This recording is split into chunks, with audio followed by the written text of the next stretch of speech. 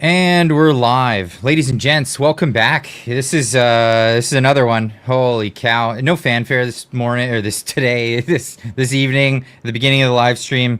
I'm just gonna be honest with you. I'm pissed off. I'm not a happy camper today, and this is gonna be one of those streams. Oh boy, is that gonna be one of those streams? Come on in, chat. Let's hang out. So obviously, for obvious reasons, I'm pretty angry. There's a lot of people that are angry. Boy, oh boy, has this been a week?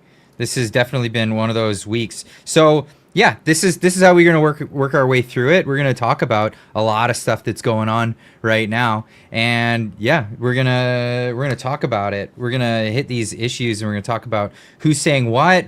What information do we have now? What's going on with that? And welcome to the chat, folks. By the way, everybody, welcome in. It's good to see you all here. Let's talk. Let's talk. This is going to be something else. Again, I'm throwing that out there as we wait for people to come in to the chat, because yeah, it takes a minute for notifications to go out and for everybody to get notified about this. Charlie's wife is live in the Charlie Kirk show. I did see that, and I saw a bunch of other people are streaming that. She's addressing it right now. Okay, I'm gonna go right to that. I refuse to let that happen. It will not die. All of us will refuse to let that happen. No one will ever forget my husband's name, and I will make sure of it. It will become stronger, bolder, louder, and greater than ever.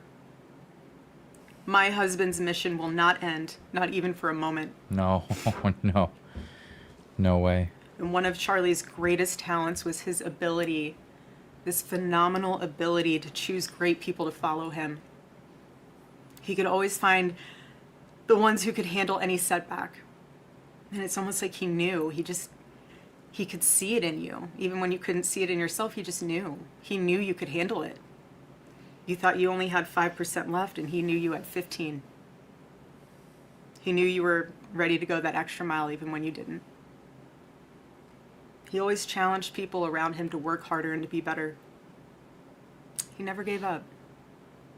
And I love knowing that one of his mottos was never surrender. So I want to tell you that we'll never surrender. We never will. Ever. Ever. Our campus tour this fall will continue. There will be even more tours in the years to come. America Fest here in Phoenix this December will go on. It will be greater than ever. The radio and podcast show that he was so proud of will go on. And in a world filled with chaos, doubt, and uncertainty, my husband's voice will remain. And it will ring out louder and more clearly than ever. Absolutely, it will. And his wisdom will endure. My favorite too, but my husband's favorite word in the English language was earn. He would call all of you to be people of action who earn the future America deserves. So to all of the young people who felt inspired by my husband's faith and hard work, all of you already know what Charlie would want you to do. You know. You know. If you're in high school or if you're in college, go find your local Turning Point USA chapter. Join it. Stay involved. He wants you to make a difference. And you can. You can. The movement's not going anywhere, and it will only grow stronger when you join it. There isn't a chapter. You can't find one, then start one. There is no excuse. You can start one. And as my husband used to say in this room, every single day, if you want to get involved, the best way you can do that is going to tpusa.com. That's what he would say every day from this chair. every single day. I watched his show every day, and he would always say, if you want to get involved, go to tpusa.com. If you're a pastor, join our movement at TPUSA Faith. And if you're a parent, I highly recommend that you come to America Fest in December. Sign up right now for that because we would love to see you. I would love to see you. Charlie would. He'll be there. He'll be there in spirit. Bring your kids, bring your family.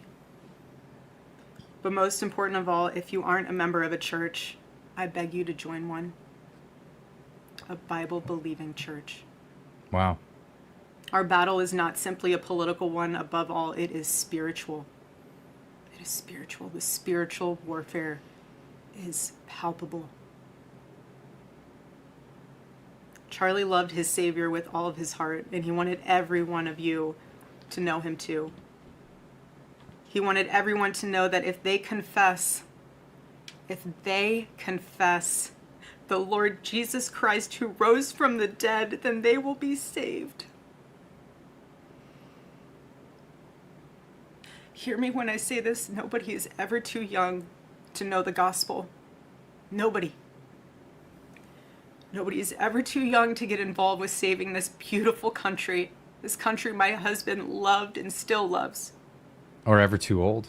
And nobody is ever too old either. There you go, yeah. There's no age limit. I know my husband is still here. He's watching over us. I don't remember the last time I slept. I couldn't sleep last night. And Charlie, baby. Charlie, I promise I will never let your legacy die, baby. I won't. I promise I'll make Turning Point USA the biggest thing that this nation has ever seen. I promise. Charlie, I love you. I love you, baby. Rest in the arms of our Lord as he blankets you with the words I know your heart always strived to hear. Well done, my good and faithful servant. When I got home last night, Gigi, our daughter, just ran into my arms. And I talked to her and she said, Mommy, I missed you. I said, I miss you too, baby. She goes, where's Daddy? What do you tell a 3-year-old? She's 3. I said, baby, Daddy loves you so much. Don't you worry. He's on a work trip with Jesus, so he can afford your blueberry budget. Oh man, that's so precious. And my goodness, am I so humbled to witness, Charlie, you alongside Jesus right now, doing what you always want to do, baby. Making heaven crowded, right? That's what it's all about. Make it crowded. Making heaven crowded. Oh, that's so I sad. can't wait to see you again one day. Thank you all again who love my husband, who supported him, who wrote him an email every single day during his radio show. He read all of them. All of them.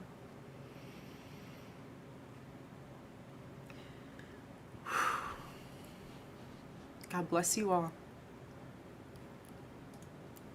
And may God bless America.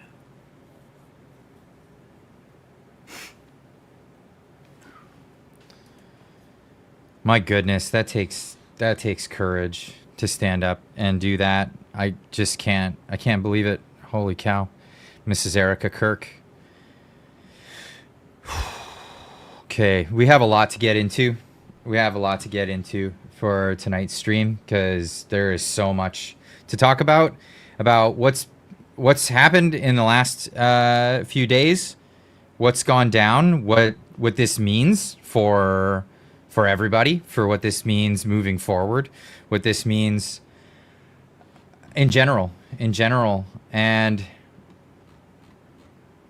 Oh man, it's so heavy. It's so heavy to handle. Um, where do we start?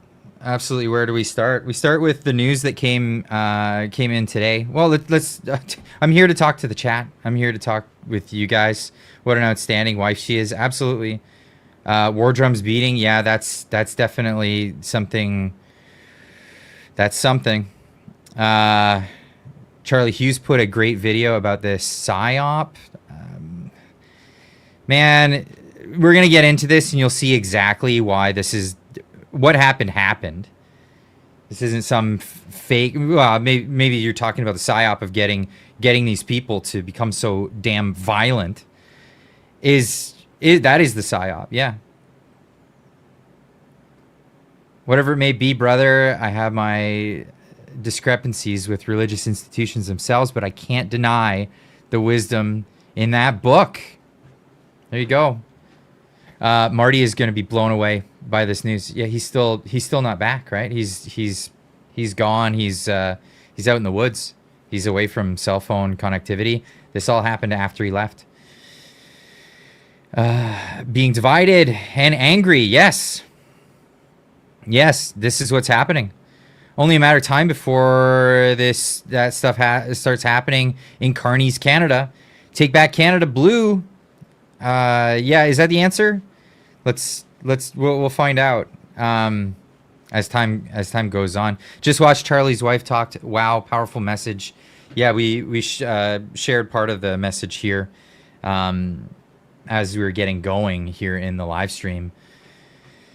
Yeah, just want to say thanks for joining everybody tonight. This is a hard time. To usually the live streams on Fridays are try to get a lot of positive energy going, and I'm not steering away from that.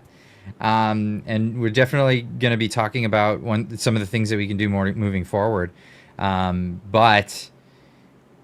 And it's usually a community stream. We're just talking about some of the stories that happened during the week. Well, we're going to be talking about one story in particular, and there's a lot of angles of it. So there's a lot to go over, but we're going to get into this. I think Charlie would be thankful how his death has inspired so many people to continue his legacy. Absolutely. How about the tennis match? Got to talk about that one. I don't know anything about the tennis match. Why is there almost no red rum with illegals in what? Illegal. Sorry, I missed the whole message. Why is there almost no red rum with legal guns in Canada? It's because conservatives own 99% of the illegal guns. Yeah, that's right. It's the same arguments keep coming up over and over and over again, and I'm just tired of beating the same dead horse of trying to convince people of what's real, what's true. And really what it's come down to is we gotta focus our energy on where the lies are coming from. And I think now is a great time to do this, because the lies that have been spread for so many years are exactly why this happened. They're exactly why this occurred. And I'm done with this, both sides letting that argument like go or fly. Hey, Clyde, hope all is well. Thank you so much. We're gonna make things well. Tired of bureaucrats and the lies. Yeah, all of this both sides crap. No, it's one side. One side has been doing all of it, and one side is the culprit in all of this. So we're gonna get to the bottom of that, and we're gonna get to this in this live stream tonight, because it's just unbelievable. To fight you for $20, says Alice Cooper and Charlie Kirk were friends. Charlie apparently sent Mr. Cooper a text. They're watching me. If I fall, don't let my voice die. I don't know if it's true or not, but his voice will not die. No, his voice won't die. And they tried to take his voice out. Shot him in the neck, in the throat. And we're going to get to this because we have to call this out. Thank you so much, Defight You, for that. Make McCarthyism great again. We shall. We shall. And make it permanent. Make it permanent. this idea, this socialists, these socialists are, yeah, it's unbelievable. But it's all from the left. The violence is all from the left, and the rhetoric is all coming from the left. The incitement to violence is all coming from mainstream players on the left. And this is what we're going to get into tonight. Yes, he was an Antifa clown. That's right. He was part of Antifa. And the irony of that is he had to adopt fascist methodology in order to fight against this perceived fascism in his head that all these people have in their heads. And why? Because they've been gaslit and by academia and by mainstream media and by the left. Erica's speech was so strong. Yes, it was. They can kill the voice, carry the truth. They could kill the voice carrying the truth, but they can never kill the truth. That's right. The left and the elites use love as a weapon. Yeah, that's right. That's where it has led to. The problem is the establishment owning all the levers of control. They don't anymore. They don't, and they're losing them, and that's why they're doing this. That's why they're resorting to killing people, to assassinations, not just character assassinations anymore. Outright assassinations. What was it? The words of Gandhi.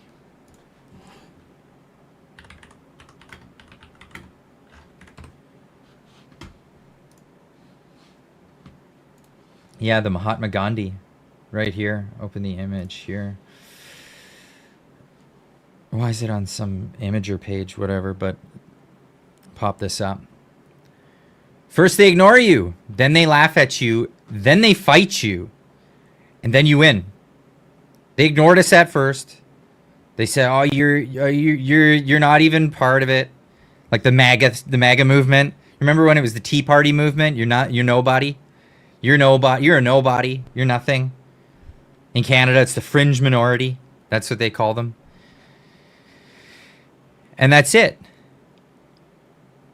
And they ignored us. And they said, "No, you'll never get anywhere. You'll never get anywhere with this." They told Ron Paul that. They said, "Oh, you'll never make it to the nomination of presidency." They told him that when he was running as an independent, and then he joined the Republican Party, and he taught people.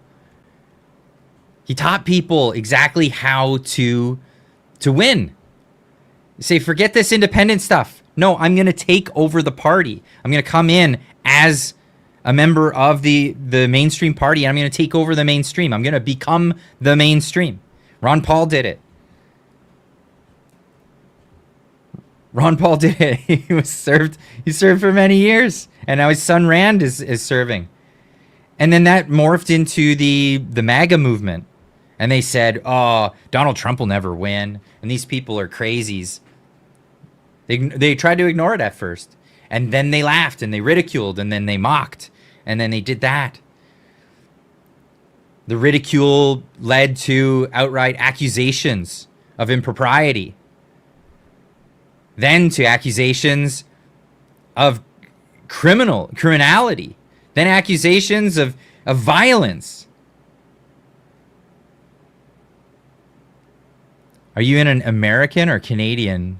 Are you an American or Canadian? If either, where were you born, Clyde?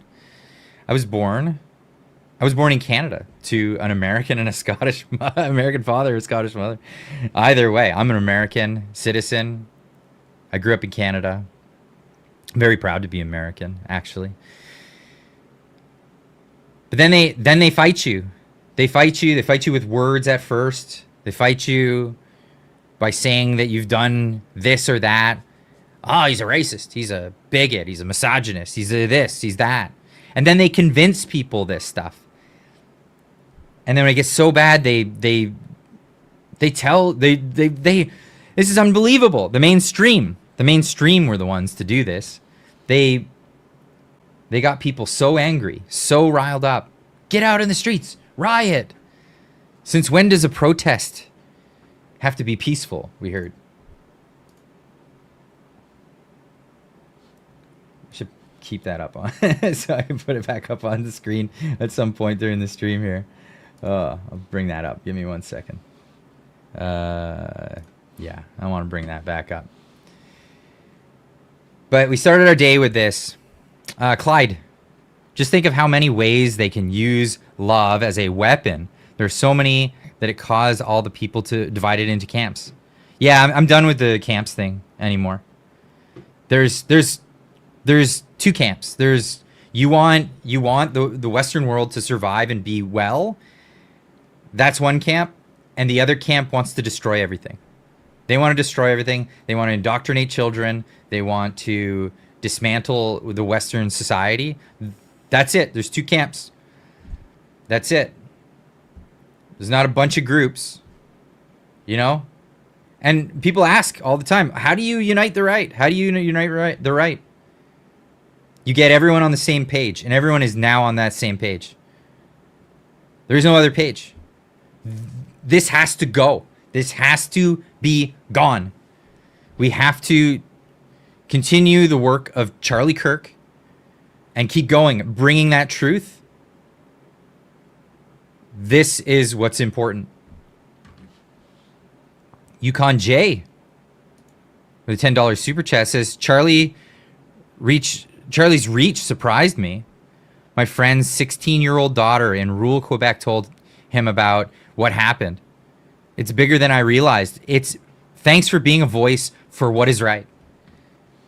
I'm just happy to be here. I'm happy to be here and lend my service to this. Clyde should be a member of Turning Point Canada. Yeah, I could join. And then I'll become a member of Turning Point USA. Absolutely. For sure. Jesus didn't give a damn about being ridiculed. Where'd that go? No, he answered to a higher power. And whether you're religious or not, that higher power is not a worldly one. The truth. You can't deny the truth. And this is what it looks like when people are confronted with the truth and they can't handle it. They can't handle it. They can't handle the truth. So how do they lash back? Well, they lash back because for years they were never told no. And they end up violent about this. And it's just gone on for far too long. Anyway, starting today, by the way, folks, how do you like this layout? What am I talking about? Not this layout. This layout. This for this live stream. Because sometimes it's hard to see the video. Whatever, I got this up here. I think it's better because we're going to be doing a lot of web-based stuff on this. It's been a rough week, my friend. You're telling me, Tamara. You're telling me. It's been heartbreaking. It's been terrifying. Clyde green screen something. You don't see a green screen behind me. This isn't a green screen. No, check it out. This is the room. I'm in the room. No green screens. But I've got a projector. No, I'm joking. It's editing tricks. Jedi mind tricks. That's what I'm doing here. Clean up the schools. Bring male teachers back. Are there no male teachers? Male teachers can be bad teachers too. I had one in grade 6. Absolutely terrible. Absolutely horrendous teacher. But I had really good teachers afterwards. Mr. Finley, best teacher ever. I had him 2 years. Grade split 7-8 and then grade 8. Most inspiring teacher in my life. He was amazing. But let's get into this. So this was woke up to this. This is what brought some hope to all of us. Was Donald Trump on Fox and Friends, I think it was. Yeah, President Trump on Fox and Friends. Benny Johnson posted this, and yeah, it's It was welcome news. to hear. Yesterday, you were at the 9/11 memorial. We were all watching that. Yeah. JD Vance was. Oh, I got to cue it up to that spot. But in the meantime, Jilly Beans with a $50 super chat. Jeez. Amazing. Thank you so much.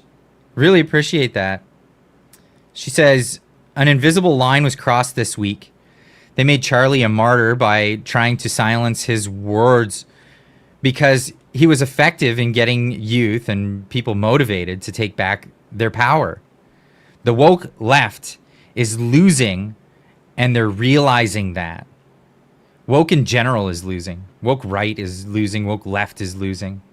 But the left, and it's not just the woke left. This is mainstream left too. They're playing on this, and they're using this to incite violence. They're losing their power. You're absolutely right. And because they're realizing it, this is why they're becoming violent. Thank you so much, Jilly Beans. Really appreciate that. Let's get back to, I need to cue it up to where Trump was talking about that point in particular, because they talk about the memorial at first. Us all, and so Fox doesn't get sued, and we all don't get all. yeah. And so I always say, I think, just to protect us all, and so Fox doesn't get sued, and we all don't get sued, and everything else. But I think, with a high degree of certainty, we have him in custody. Right? In custody. Everyone did a great job. We worked with the local police, the governor. Everybody did a great job. You know, getting somebody that you start off with absolutely nothing. And we started off with a clip that made him look like an ant that was almost useless. We just saw there was somebody up there. And so much work has been done over the last 2.5 days. You know, it's amazing, actually, when you start off with that and then all of a sudden you get lucky or talent or whatever it is. But, yeah. Not just that. Of course, the FBI, fantastic work. The local police forces, every line of police enforcement did a bang-up job. Fantastic work. Absolutely not going to discredit that whatsoever. But the internet went to task. And man, the amount of work that people did, this really brought a lot of people together. A lot of people maybe that disagreed with each other, but they all saw this as, we have to solve this. We have to get this. And we'll get into that, his dad being a police officer. Trump gets into it in this interview. It doesn't really go that far into it. I think we're in great shape. Mr. And he's President. in custody. He's in custody. So that's what we heard, and we're going to get into some of the bits of this. Now, Donald Trump made a statement. This was last night, I think it was. And, well, I'll just let his statement speak for itself. My great fellow Americans, I am filled with grief and anger at the heinous assassination of Charlie Kirk on a college campus in Utah. Charlie inspired millions, and tonight, all who knew him and loved him are united in shock and horror. Charlie was a patriot who devoted his life to the cause of open debate and the country that he loved so much, the United States of America. He fought for liberty, democracy, justice, and the American people. He's a martyr for truth and freedom, and there's never been anyone who was so respected by youth. Charlie was also a man of deep, deep faith, and we take comfort in the knowledge that he is now at peace with God in heaven. Our prayers are with his wife, Erica, the two young, beloved children, and his entire family, who he loved more than anything in the world. We ask God to watch over them in this terrible hour of heartache and pain. This is a dark moment for America. Charlie Kirk traveled the nation, joyfully engaging with everyone interested in good faith debate. His mission was to bring young people into the political process, which he did better than anybody ever. Yes, to share his love of country and to spread the simple words of common sense. On campuses nationwide, he championed his ideas with courage, logic, humor, and grace. It's a long past time for all Americans and the media to confront the fact that violence and murder are the tragic consequence of demonizing those with whom you disagree day after day, year after year, in the most hateful and despicable way possible. And no, who would know this better than Donald Trump? Honestly, who would know this better than Donald Trump? I mean, even in Canada, people have arguments over the president of the United States, Donald Trump. It's crazy. I've had friends that like defriended me over this. I'm not kidding. I'm absolutely not kidding. I don't know if you guys have ever heard this story. It's crazy, crazy story. I had a friend who I met online. Do you guys know Omegle, that website? So before I was ever streaming or doing any of that stuff, I had just got back from Japan. Actually, this is a long time over. Holy cow! This is a while ago. This is some time ago, in 2011. I can pinpoint it because that's when I came back.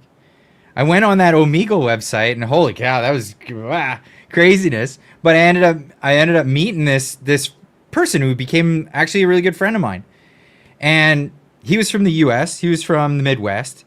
And super cool dude. I was like, yeah, wow, this guy's awesome. He had like a cool, like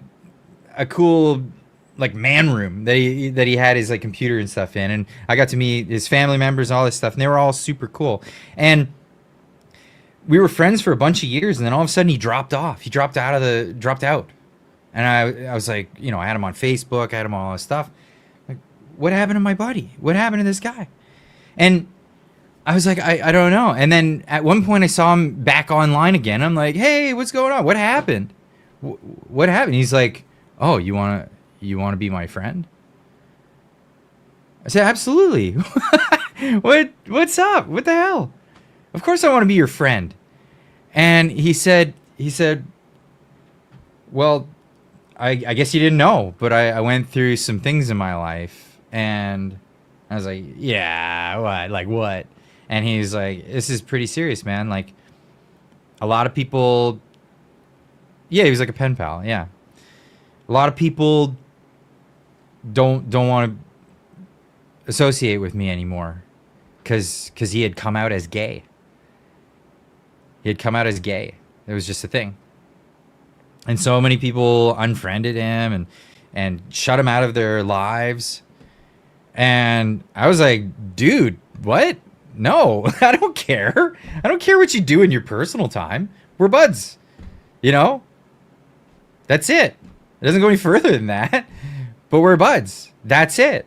And he was like, he broke down. He was so emotional about it. Like it was really a big moment for him. And for me, I was like, yo, I lost a friend. And now I've got him back. And then it went right back to just being friends again. And we'd hang out from time to time. And it was wild. He was such a cool guy. And then years went by and the Trump thing came up. And he, at first, you know, you'd say like, I hate this Trump guy, but like, I know you support him. I don't like that. And it just got worse and worse and worse and more twisted and in his head. And we couldn't have a conversation without it just like turning into like, that Trump guy is such a piece of... And I'm like, whoa, dude, like, okay, whatever, man. We don't have to talk about politics. Talk about anything else. Talk about whatever. And he shut me out. He shut me out of his life. He shut me out of his life. Someone who had been rejected from the world that he knew because he'd come out as a homosexual man. And I was fine with, like, okay, we'll be friends. That's no problem. And he knew exactly what that was like. Yet he still did it over this. I couldn't. I'm still not over it. I'm still not over it. Because he was such a nice guy. Such a nice person. And it sucks to lose a friend. It always sucks to lose a friend. Oh, come on, guy. The jokes are funny. But, yeah, no, okay. Serious thing, though. I hate the campaign. Hold on. Let me pop that up on the thing before it scrolls away. Tamara saying the hate campaign perpetuated by the government and media against the American president was awful and similar to what they did to a select few not long ago. Same playbook. Same playbook. They demonized you, Tamara. They still demonize you. It's unbelievable. I see the stuff that they write about you. And they get away with it too. They absolutely get away with it. Talking about locking you up for what? 7 years? For a parking infraction? You kidding me? Unbelievable. Unbelievable. And we have to listen to the whinging of overly sensitive people, but yet we have to take it when they threaten us with violence. They threaten us with all kinds of things. It's so lopsided.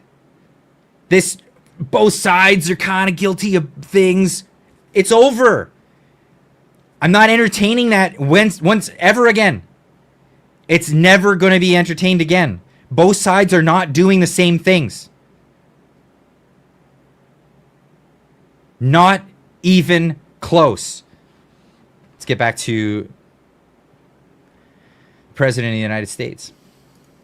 For years, those on the radical left have compared wonderful Americans like Charlie to Nazis and the world's worst mass murderers and criminals. This kind of rhetoric is directly responsible for the terrorism that we're seeing in our country today, and it must stop right now. Yes, now. My administration will find each and every one of those who contributed to this atrocity and to... I love that. Each and every one of them. It's not just the guy, and we're going to show you who in a moment here, but it's not just him. There's a long list of contributions that went on here. Other political violence, including the organizations that fund it and support it, as well as those who go after our judges. Anyone who's given money to Antifa should go to jail. There, said it. They're a terrorist organization. Antifa is a terrorist organization. Law enforcement officials and everyone else who brings order to our country. From the attack on my life in Butler, Pennsylvania last year, which killed a husband and father, to the attacks on ICE agents, to the vicious murder of a healthcare executive in the streets of New York, to the shooting of House Majority Leader Steve Scalise and 3 others, radical left political violence has hurt too many innocent people and taken too many lives. Tonight, I ask all Americans to commit themselves to the American values for which Charlie Kirk lived and died, the values of free speech, citizenship, the rule of law, and the patriotic devotion and love of God. Charlie was the best of America, and the monster who attacked him was attacking our whole country. Yes. An assassin tried to silence him with a bullet, but he failed, because together we will ensure that his voice, his message, and his legacy will live on for countless generations to come. Yeah. Today, because of this heinous act, Charlie's voice has become bigger and grander than ever before, and it's not even close.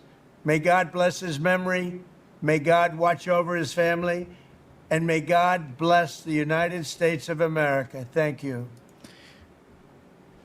Amazing. Amazing. And a lot of people try to say like Donald Trump mixes words. It's them that are mixing words. He's not mixing words. He's coming out straight about it. Absolutely straight about it. We need to do something about this. And I mean, I've taken to Twitter recently to give some suggestions of what exactly we should be doing about this. Of course, recently I posted this. I said, it's not up to the right to cool the jets. It's up to the mainstream left to take responsibility for decades plus of demonizing and dehumanizing the right and inciting this violence. It's up to the mainstream left to unpropagandize their useful idiots. It's their responsibility. It's their responsibility. It's not our responsibility. Yes, we'll speak the truth and we'll tell everybody the truth and we'll be happy to do it.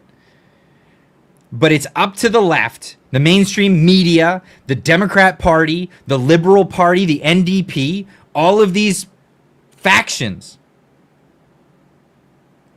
It's up to them. The onus is on them. They made this monster. This is their Frankenstein. They created this. It is their responsibility to undo this. Don't give me this. It's on both sides. It's kind of in the middle. No, it's not. It's one-sided. It's very one-sided. And I'm tired. I'm tired of repeating myself on this. But this is where it goes. We're gonna get into some of these other tweets that I put out, but I just wanted to find the one that I've been tweeting up a storm. It's absolutely crazy. This is where I think Donald Trump could go. This is absolutely what I think Donald Trump could do. Legitimately. Mr. Roscoe Pico for 5 says the government used violence to subdue the freedom of speech. Yes, they did. Yes, they did. And on many occasions. On many occasions as well. They know this. They know that political violence actually works. In Canada, it works. Absolutely. You don't believe me? Do you live in a part of Canada that doesn't speak French? Do you understand French? Do you understand some of it? Yeah. FLQ, for those people who don't remember, that was an event that occurred in Canada. I'm not going to get into it. You guys know. Yeah, they called for tanks. That's right, Mr. Roscoe Pico. They called for tanks to be deployed against citizens. Yeah. And I think this is something that can actually be done. This could be done in Canada. It could be done in the United States. And I think Trump is someone that could pull this off. All public funding for universities, colleges, elementary, and secondary schools should be cut until they can prove that they've rid themselves of any and all woke ideology. Woke equals terrorism. There is no doubt about it anymore. Wokeism is terrorism. That is the goal. That's the inevitability of it. It goes to terrorism. No more lives, loss of life. No more state-funded terror. It's all coming out of academia is the origin of this. And we all know this because we've all watched Yuri Bezmenov talk about it. Talk about ideological subversion, the original KGB operative that was the PSYOP to make this happen. This was what actually happened. And it came out of academia, as Yuri predicted. Yutaka for $10. Thank you so much, my man. Says, I don't know if this was already said, but those who are celebrating the Charlie's tragedy are learning the lesson of freedom of speech doesn't mean freedom of consequences or freedom from consequences. Absolutely. It hasn't been brought up, but I was going to get to that. Absolutely. But since I'm looking at some of these tweets, this is one of the tweets that I did put out just recently. I have to hide that here. This was one. It was from this morning's video. Actually, I posted this last night, and then I made the video this morning. Great cast, Clyde. Thank you so much for your content. Appreciate it. Thank you so much. Thank you so much. This was, yeah. So you guys all know Asmongold. I'm sure you do. If you don't know who he is, he's a video game streamer. That's what the guy does. Video game streamer. And, you know, every once in a while his political views kind of pop out here or there. It's hard to avoid when you spend that much time on screen and talking. That they've been trying to cancel him like crazy. It's unbelievable. And so what did he do in response to these people that have been celebrating the assassination, the murder of Charlie Kirk? They've been celebrating it.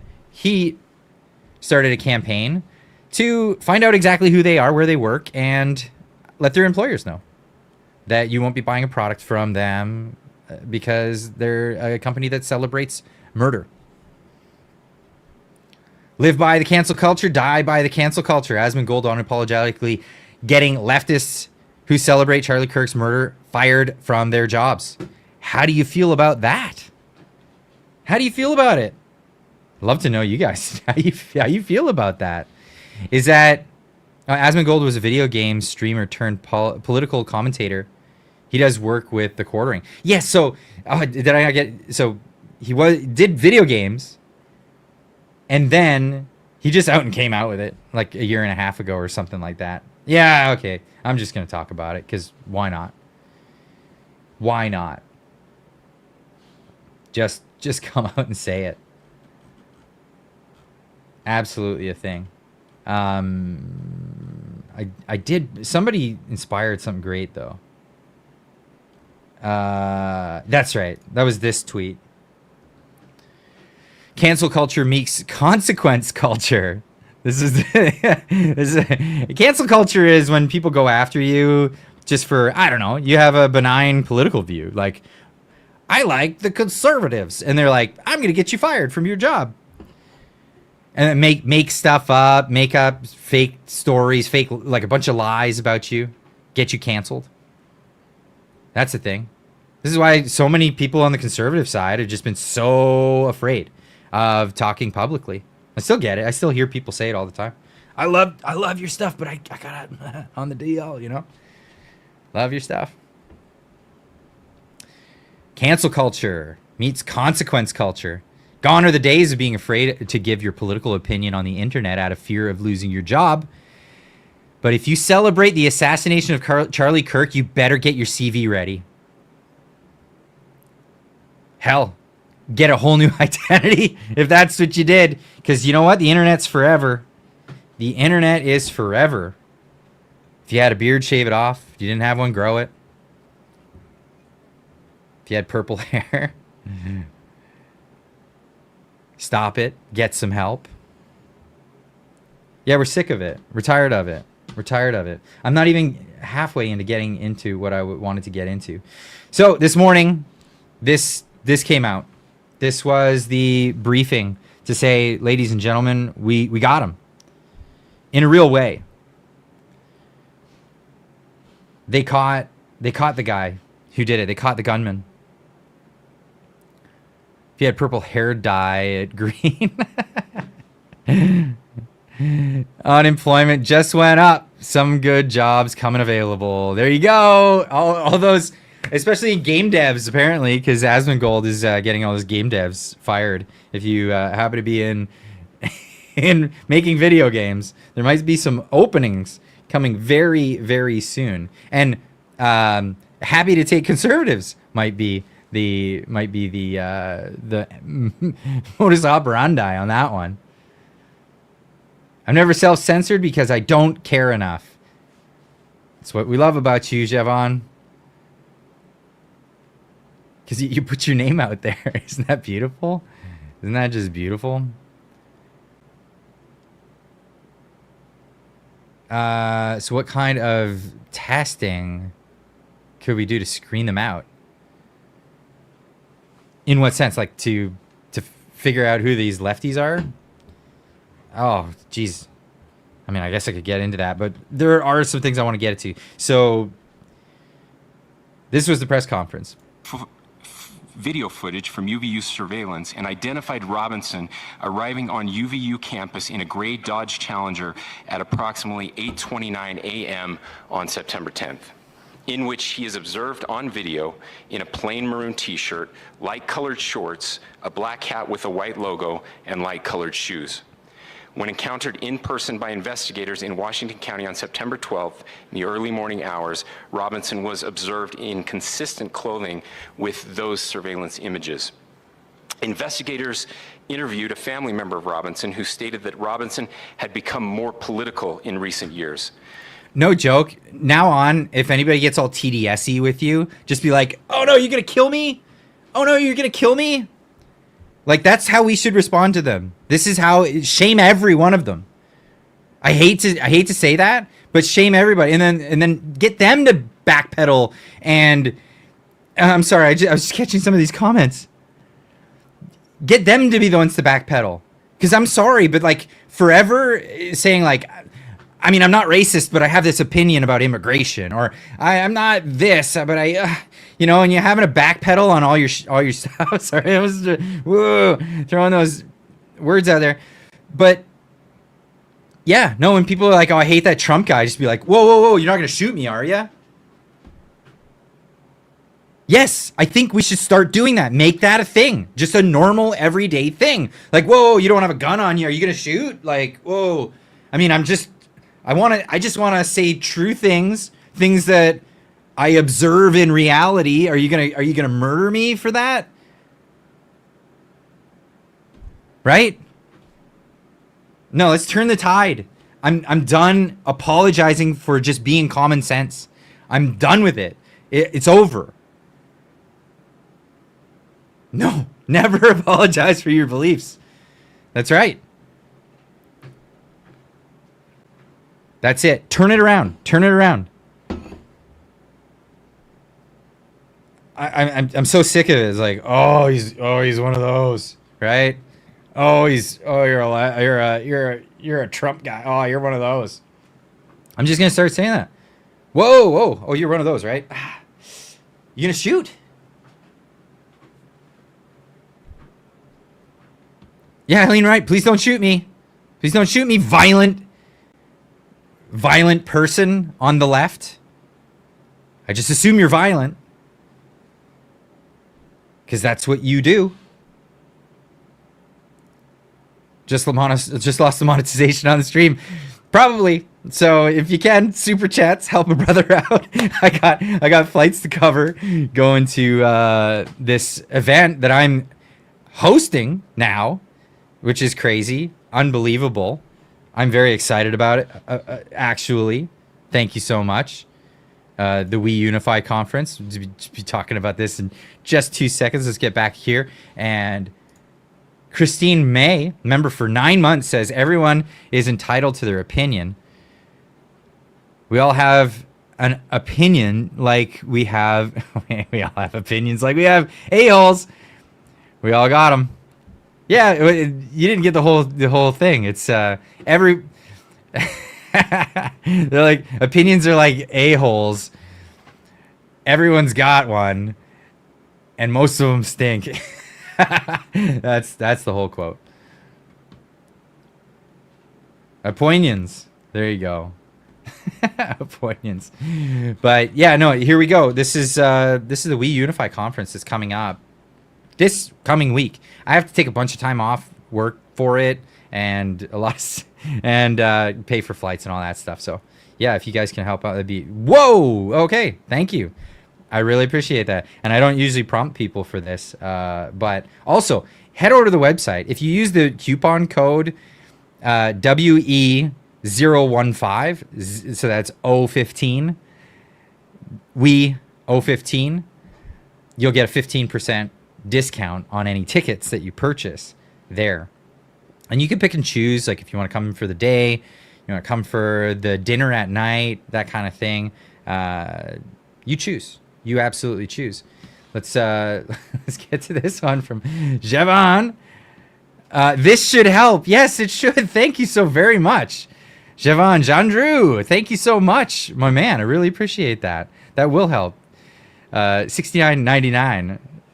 Awesome. Thank you so very much. So yeah, that's going to be the conference. We're going to be doing that. Let's get back to this. The family member referenced a recent incident in which Robinson came to dinner. Oh, by the way, did I say I'm going to be hosting the event? So I'll be speaking all 3 days. All 3 days, intro monologue on each day, and introducing all the guests, moderating panels. It's going to be so fun. It's going to be a lot of fun. So not only that, check out the live broadcast if you can't get there. That's a thing. Absolutely.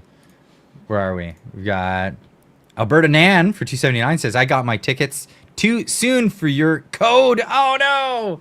Oh no. But if you got it at the early bird, it might have been the equivalent of the same discount. So that it might have worked out for you just like that. But awesome that you'll be there. That's amazing. Are you going to be there for the full 3 days? Because it's going to be crazy. It's going to be a lot of fun. It's going to be even bigger than last year, which is insane. Mr. Roscoe Pico for $50. Wow, thank you so much. Says, have a great time. Thank you. Wow. That's really awesome of you. I really appreciate that. Thank you. That's very generous. That's very generous and very appreciated. Thank you. It's going to go right into that fund to power this thing. And not going to lie, kind of nerve-wracking to be up on stage speaking about conservatism right after this event, right after the course of events of the past couple of days. Let's not be shy about saying that. Now that being said, I'm not shying away. I'm not shying away.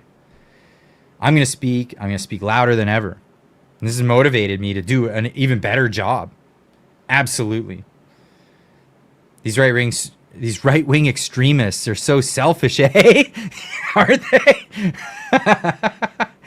Oh, keep safe. I will keep safe. We got good people. We've got good people. So back to the story. Prior to September 10th, and in the conversation with another family member, Robinson mentioned Charlie Kirk was coming to UVU. They talked about why. So this is a little tease for later, because a lot of people have been trying to say, oh, he's a white guy and not trans and all this other stuff. Turns out he's one of you guys. He's a Republican, and the left is trying to see this as like a champion thing, as if somebody on the right murdered Charlie Kirk. No, and you'll see why. He was speaking with his family, and he was talking about how much he hated Charlie Kirk. They didn't like him and the viewpoints that he had. The family member also stated Kirk was full of hate and spreading hate. I have never heard anyone on the right, even people who didn't like Charlie Kirk, and I knew people on the right that were not a fan of Charlie Kirk, and that was a thing. And you know what? Maybe even after the fact, they've changed their mind because so much has gone out about what Charlie Kirk was doing, and he was such an amazing person. He was just such a humble, amazing person. But I've never heard anyone on the right say anything about him spewing hate or any of that kind of rhetoric. That only ever comes from people on the left. It's unbelievable. Family member also confirmed Robinson had a gray Dodge Challenger. Investigators identified an individual as the roommate of Robinson. Investigators interviewed that roommate, who stated that his roommate, referring to Robinson, made a joke on Discord. Investigators asked if he would show them the messages on Discord. He opened it and showed several messages to investigators and allowed investigators to take photos of the screen as each message was shown by Robinson's roommate. These photos. Now, this whole Discord thing is going to come up in conversation here tonight, as well as I want to encourage people to go over to the Discord server. We have a server on Discord where we have chats with people. It's another social media platform where people get together and talk about things, but they're private servers, and these kinds of servers. So this is tonight's Discord link. You can only get in during the live streams on Fridays. It's the only time that the links are active, because otherwise trolls and bots and all that come into the Discord. But Discord has been known to be a haven for other bad things, and other people make a private server for pretty awful reasons. And well, this is one of the themes about this. And I even prompted Discord on Twitter. I said, hey, Discord, when are we going to get the transcripts of everything that this guy said? Because I'm sure in other cases they've deleted users and all of the information that came with it. And the FBI knows now, because they saw these direct messages and they took photographs of them, that this guy had a social media presence on Discord and was plotting this attack on Discord.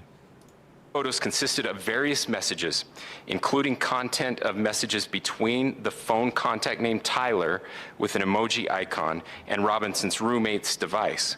The content of these messages included messages affiliated with the contact Tyler, stating a need to retrieve a rifle from a drop point, leaving the rifle in a bush, messages related to visually watching the area where a rifle was left, and a message referring to having left the rifle wrapped in a towel. So this tells me that there's an accomplice, that there may be an accomplice in this, because he's telling the roommate of these instructions to do this thing. And this is what was carried out. When the authorities found the rifle in the woods, the rifle was wrapped in a towel, just as it was described here. The messages also refer to engraving bullets and a mention of a scope and the rifle being unique. Messages from the contact Tyler also mentioned that he had changed outfits. So that's important, the engraving of the cartridges, because I mean all of the motive is in that right there. I know there has been speculation as well as to the writing on those casings, those bullet casings, and I believe we have that as well. And I will share that with you now. So the area north of Campus Drive Road where the suspect crossed over, you saw some of that in the video that we released last night, consists of a grassy area with trees on the edge of the UVU campus. Investigators discovered a bolt-action rifle wrapped in a dark-colored towel.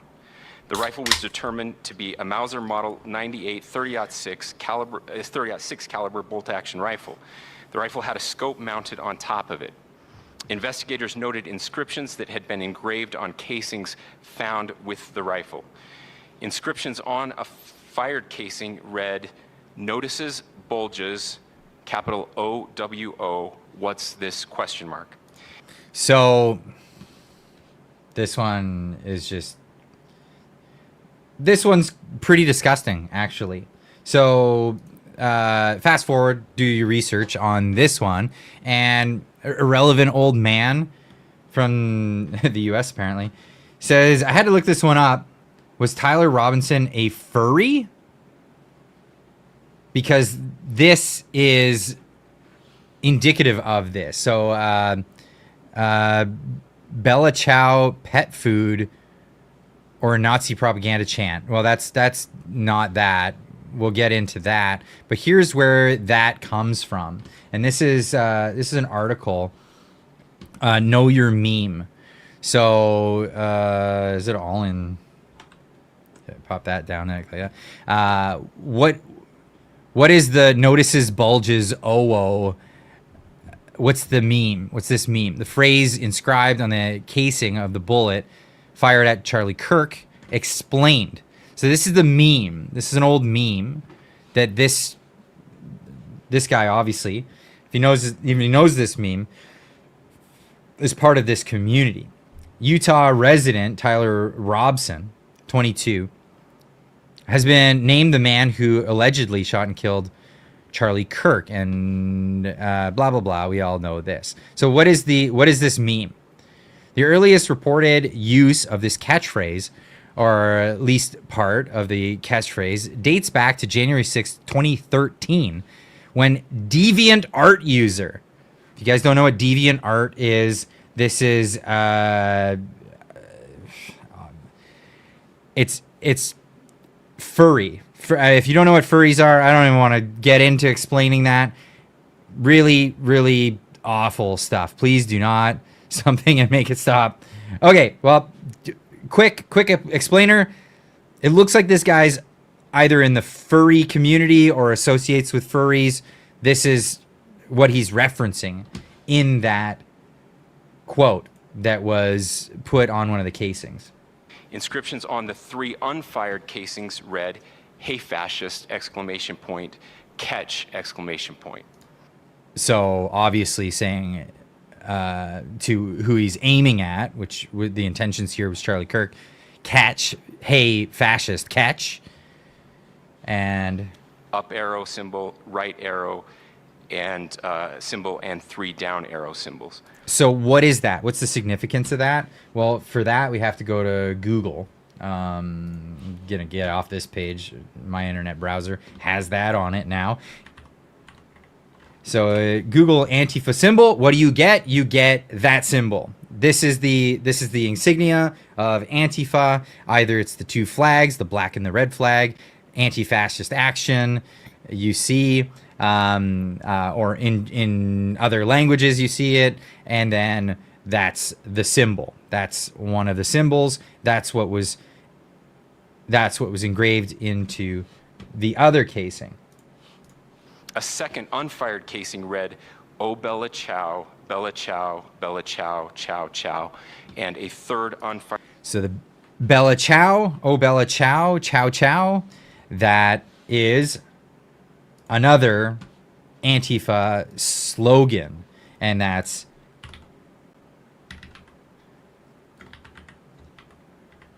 Bella Chow. So there you go. So Bella Chow is a chant that was used by the anti-fascists of a foregone era, ones that actually fought against fascism, I guess, and didn't actually bring fascism about. This is something that, there you go. Bella Ciao is an Italian protest song that translates to "Goodbye, Beautiful."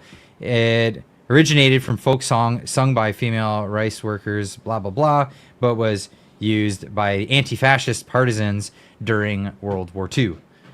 This was an insignia put on the shell. Fired casing read, "If you read this, you are gay, LMAO." And then that's just internet meme lore, internet world stuff. Unbelievable. This is the guy that they found. The guy that they found. Now this press conference went on. You heard from Kash Patel. You heard from some of the other authorities, and questions got asked about this. Now, where do we go from here? Where do we go from here? It's pretty obvious at this point that this guy was of the group Antifa. Antifa, which if you've been following, many people have done so much work on Antifa over the years. So many people have done so much good work. Probably the top person to reference in this would be Andy Ngo. Andy Ngo is a journalist who's had his run-ins with Antifa because he had been following them and writing about them for such a long time. One of the first to actually break this story that this is a real organization, multinational organization that's been going in and disrupting things. And what's crazy is they've been able to somehow fly under the radar and somehow be able to convince mainstream media, and I don't think the mainstream media is convinced. I think they just love the perpetuation of this myth that they're not an organization. They don't actually have chapters and all of the leadership and all these other things. They absolutely do. Andy Ngo has done so much fantastic work on this, among many others. I mean, Steven Crowder going in, infiltrating these groups, putting their lives on the line to infiltrate these groups. Andy Ngo assaulted by this group during one protest, catching they threw a concrete milkshake at his head, concussed him, caused brain damage, attacked him. These are the people with the bike locks that attack people. These are the people that show up to riots in black bloc gear and start riots. Yes, Tim Pool's also had run-ins. Like, these people are real. This is a real organization, and this guy is a member of this organization. People have been calling for them to be labeled as a terrorist organization for many years. And so many politicians and mainstream media have not wanted to take this seriously. I think this is a step that Trump needs to take in the immediate aftermath of this, is to declare this group a terrorist organization and act accordingly. What would you do if you found out about terror cells on your own soil? Well, you go in and you bust them up and you arrest them. And I'm sure Andy No and many other journalists would like to lend a hand in this. Absolutely. Breaking: rifle cartridges from Charlie Kirk assassination are confirmed marked with Antifa phrases, including lyrics from the song Bella Ciao. In 2009, Antifa gunman Willem van Spornsen also ended his ICE attack manifesto with the same song. Always when an Antifa radical is exposed for deadly violence, Charles Landeros, Connor Betts, William Van Spronsen, Michael Vinero, the left and Antifa scramble to cover, spinning lies and disinformation while the media looks away.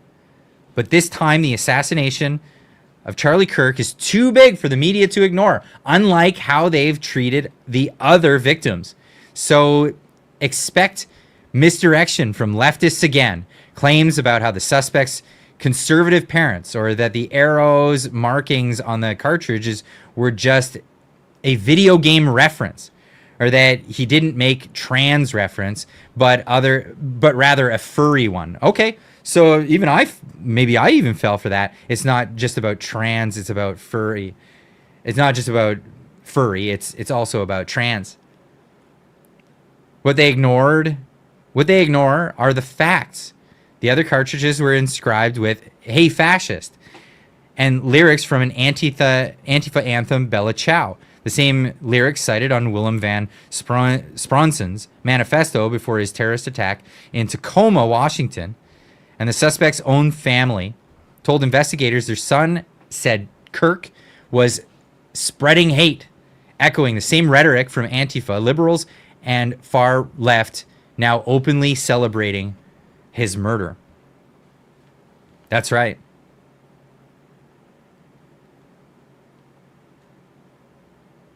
These people are just disgusting. Absolutely disgusting. Ooh, I mean, how do you even stomach this? Jilly Peppers gifting 5 Do Something memberships to the channel. Thank you so much, Jilly Peppers. Really appreciate that. That's awesome. Thank you so much. And everybody in there that just got a membership, give Jilly Peppers a big old thank you. Big old thank you. That's very generous of you. Appreciate that. Woo-woo! Love it. We don't have asylums anymore. Reagan closed them all in the 1980s. Yeah, they need to come back. They absolutely need to come back.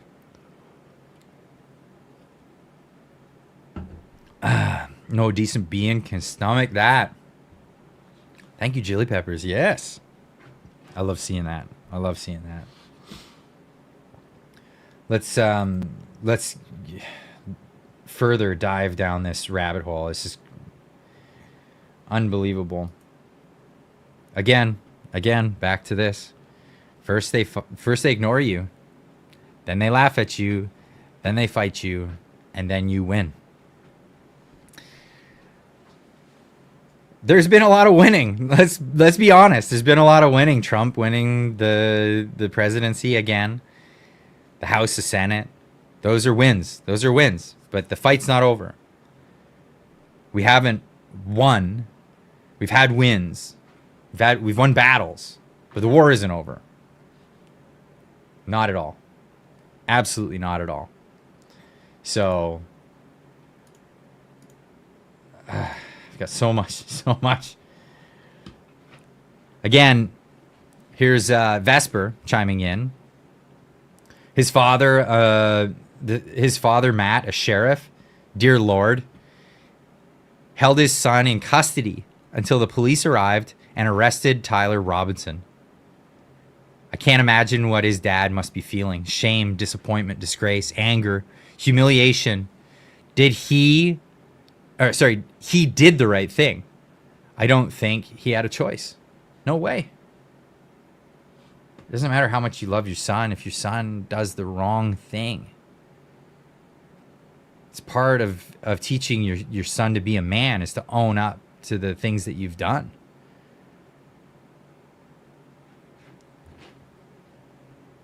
Unbelievable. So this is the person here. Tyler Robson, father Matt Robson, a sheriff with 27 years at the Washington County Sheriff's Department in Utah. His mother is Amber Jones Robson, who works for Intermountain Support Coordination Services, assisting people with disabilities. Matt contacted authorities and held Tyler until authorities arrived. The parents raised an absolute subhuman, but they did the right thing by turning their son over to law enforcement. I've never felt so angry. Did they raise a subhuman? I mean, you could say that. You absolutely could say that. But this absolutely needs to come to light here.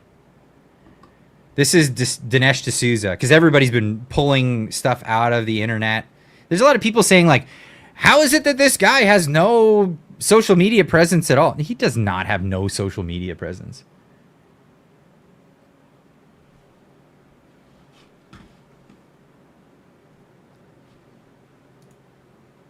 What do you say, Mr. Doom? You're a good man, Clyde. Got to teach these boys how to be men. It's the only way. If they mess up, if they do something wrong, they have to own up to what they've done. You cannot be a man if you cannot do that. If you make a mistake, own up to it. Tell people you made a mistake. If you committed a crime, own up to it. Serve your time. But as a father, if your son did this, they need to be apprehended by authorities. Something went wrong here. Something went wrong in this kid's life. And I think this is where you can sum it up. So this is something that came up in the scouring of all the social media of this kid. This is what came up. Okay. Congratulations. You have been selected to receive the Resident Presidential Scholarship from Utah State University. The value of this scholarship is approximately $32,000. This scholarship is available for 4 years or 8 semesters. His parents videoing, celebrating the fact that he got a scholarship. A 4-year scholarship to Utah's university. What happened in that university? What happened in that university that turned this little boy into the monster he is today? And this is the question that we all should be asking. What was it? What was it that happened inside that university that turned this boy, who was raised by seemingly good parents with good intentions? Well, it was exactly what Charlie Kirk went to these universities to fight against. The indoctrination, the monsters that come out of these universities. This is exactly where this went wrong. It all went wrong in school. We've turned a blind eye to what's happening. This culture that's happening because of the academics that originate from the Frankfurt School with their critical theory, and their wokeism,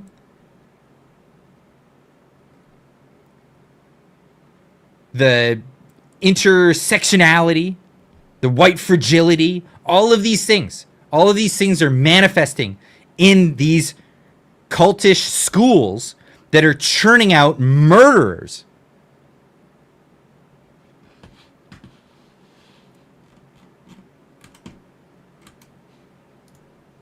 Jilly Beans with a $5 super chat says, masculinity isn't toxic. The absence of it is. Weak men are spiteful and abusive. Strong masculine men are protective and loving. That's right. That's right. You need to be strong. You need to be dangerous. You need to be scary.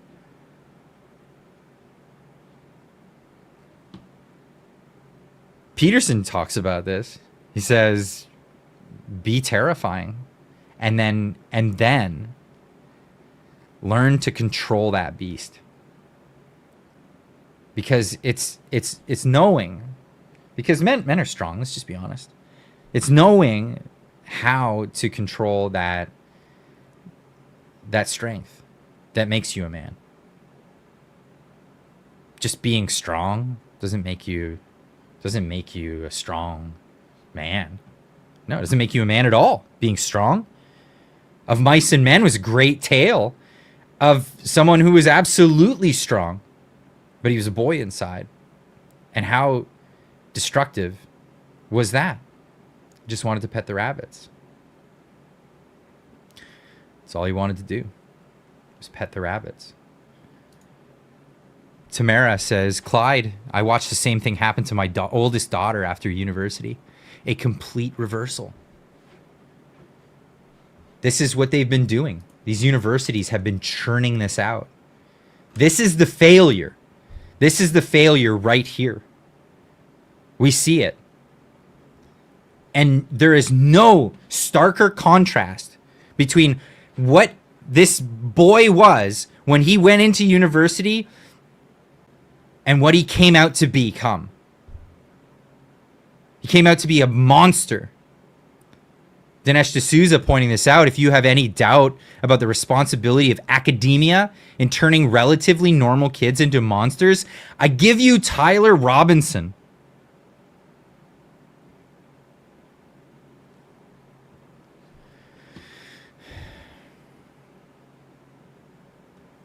This is what they've been turning out. This is absolutely what they've been turning out. I said the woke culture has been allowed in the colleges and universities. That has been allowed in the colleges and universities. Has been taking in normal kids and churning out violent monsters. These institutions need to be flushed out now. They're harboring terrorism. They're training camps for ideological subversion to turn beautiful, young, prosperous children, prospective kids that have so much to look forward to. And they're turning them into monsters, hell-bent on ideological musings of idiots from a bygone era that think that just by helping each other out, just by not owning property, we could all live in utopia. And then when they figure that it doesn't work, well, just a little bit of violence. Just a little bit of violence, and then the masses will do what we want. If you were a socialist at the time of Marx, I'll forgive you for not knowing. If you're a socialist at the time of Mao, might give you a little credit for not knowing. If you're a socialist at the time of Lenin, I'll give you credit for not knowing. If you're a socialist in 2025, you have no excuse. There has not been a single success story. Not one. Tamara Leach, $69.99. Thank you so much, Tamara. I think you guys just bought my plane ticket tonight. Appreciate that. Thank you. Says my daughters grew up in a consecutive home. They were the kids in school who pushed back against the early days of wokeness. After 2 years of university, my daughter came out with a completely opposite ideology and belief system in 2 years. 2 years of an indoctrination camp. Unbelievable. This needs to stop. This is where it's happening. It's happening in academia, and this is why they felt that Charlie had to die for what he did, because he challenged them. He challenged them, and he was changing young minds. He was changing young minds, and he was turning them out of it and just pulling them out and saying, look, it's not this. This isn't the world. This brainwashing that they have you under. This is not reality. And he was beating them at their own game, beating them on their own turf.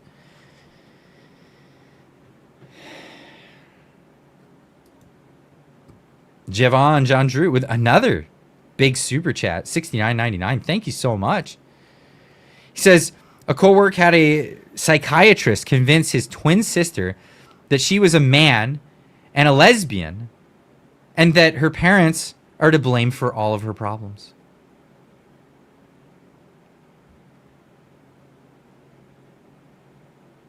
Where did she go? Jim Jones? What the hell? Who does that?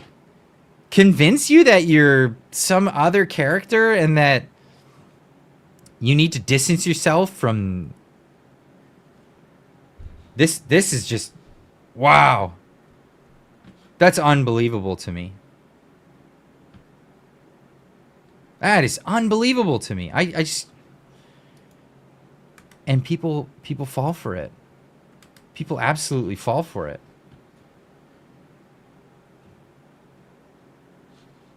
Holy cow. Maybe I can find it. Who's that narcissist crazy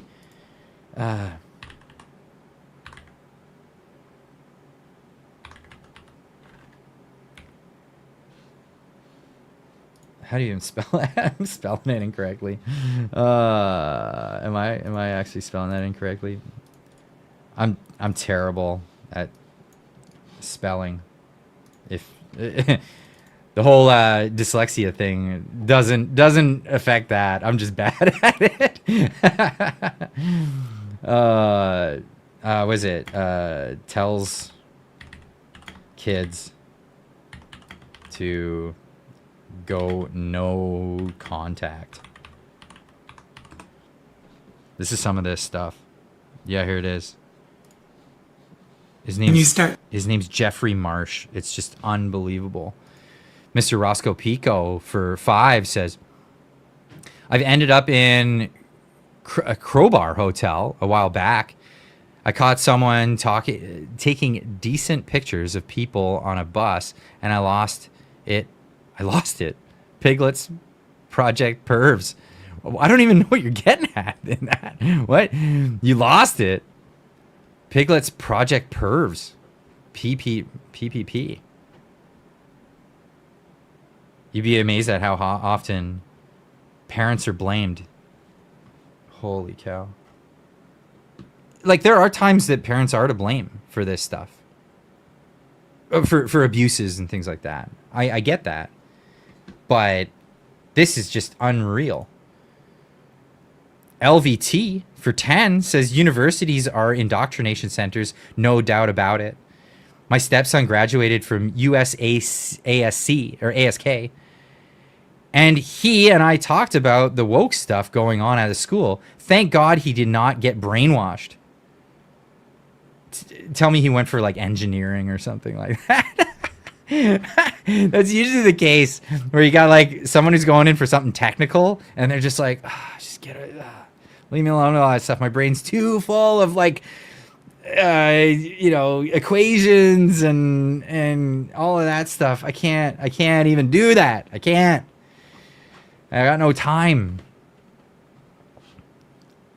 Yes, read it closer, slower, take a breath. Wobbly pop. Yeah, no. It's hard. Sorry. Sometimes it just whoosh, the words go all over the screen on me. Our ignorance of history and the truth of the Matrix reality is to blame. But getting to this character, this is one of these characters, right? Jeffrey Marsh to kids. Ollie London, excellent Twitter handle to follow. This guy was totally head full of crap. He spent hundreds of thousands of dollars fixing his face to make himself look Asian, to make himself look Korean. And then he got convinced that he was a woman. And I don't know what kind of surgeries went into that. And then he came to his senses. And now he's just Ollie London. Yeah, he's got all the facial stuff. It's been done. I mean, it's all been done. But now he's doing his thing. He says, going no contact, want to encourage you. You're going to love it. All of these TikTokers' videos are directly addressed to kids, encouraging them to cut off their family. Why? So they're vulnerable and cut off from safety? That's what a predator would do. Absolutely what a predator would do. Jam for 5 says, if we don't vote the liberals out, we will be in the same boat. You better believe it. Better believe it. We just kind of just had a chance. And, wow. Orange man bad. Right? Orange man bad. We're all in this right now because orange man bad. This is this nut job. Thinking about going no contact. I want to encourage you and say something you may not have heard before. You're going to love it. I know right now all you have is a world and a wall of guilt. And every time you think about going no contact, you just feel this thing in your chest and in your stomach, and you don't want to be that person, and how could you? But she's your mother, and all the stuff that culture tells you. In 3 months, 6 months, 1 year, the joy that your life has again when you start thinking about. That's a predator right there. That is a predator. And you know what? A grown-ass man would smell that a mile away. This is why children need fathers, kids. A mother would smell that a mile away, too. And that's why they need to be separated from their parents. Breakpoint communities for $27.99. Thank you so very much. Ashoka University. The George Soros-funded enterprise you can find on campuses in various universities like an extracurricular. They recruit students. We need to start aiming our arrows, putting our sights on these things. And I'm not talking about violence. I'm talking about, because that's a thing of the left, the violence. We need to target them and get them out of these indoctrination centers. Make universities the place where people discuss openly ideas again. Make universities great again. Studio 778 $6.99 says, hey, remember when I said to defund student loans that are not trades or STEM? Hate to say it rightly again. You're absolutely right. I'm with you on that. I'm absolutely with you on that. Not only because we don't need more psychiatrists and all that stuff in society. You know what we need a lot more of? I don't know, tool and die workers, perhaps. We need a lot more engineers. We need a lot more tradesmen. We need a lot more of that stuff. And don't give me this bull about like, oh, I don't want to get dirty. Like, come on. I get dirty. I'm a mechanic. I get dirty. You don't have to get into mechanics. If you're in tool and die, I knew tool and die workers growing up. those guys never got dirty. In fact, half the time, like if you get into the engineering side of it, which is where all the need is, you're not just a laborer. You're doing the work. You're not getting dirty, and you're staying clean, and it's good. Jelly Beans for 2 says, bring back the nuclear family. Make it happen whether they want you to do it or not. My biggest regret, it's not that I don't have a nuclear family. I have a nuclear family. I have a beautiful wife and I have 2 beautiful children.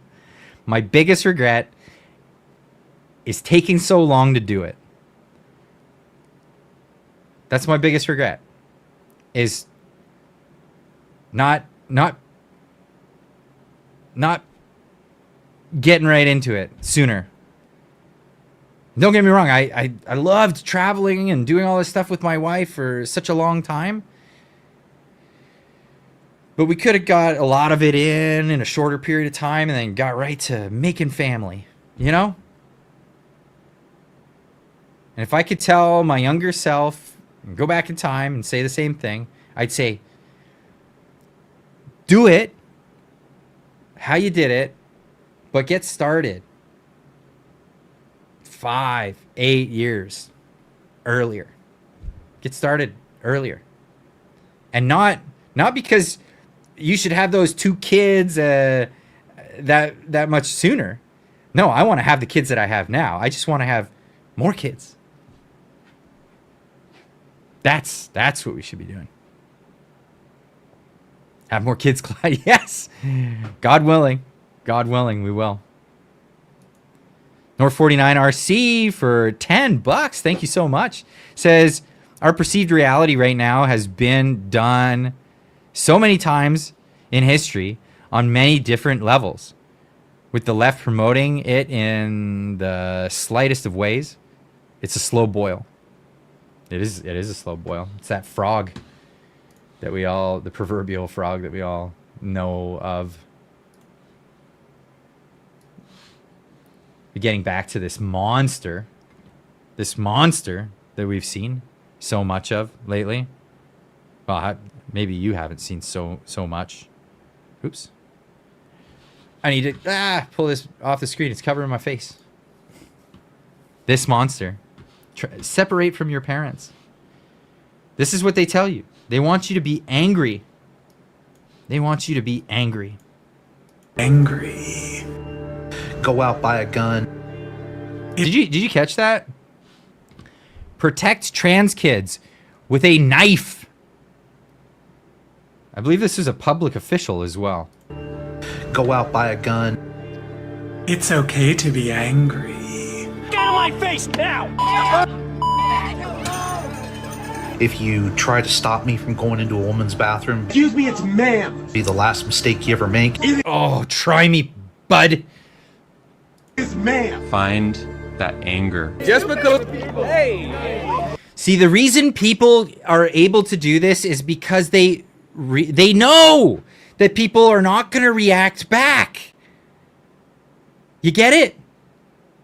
It's like those stupid ladies that, I wouldn't call them ladies, the stupid women that get pushy and slappy with men because they know that those men are chivalrous and they're not going to hit back. If they had any inkling that those men would hit back, they wouldn't do it. The left gets violent with the right because they know it's not coming back at them. They don't have the balls. These they have balls, but they don't have the balls. You know what I'm saying? Harness it to do good in the world. And targeting children.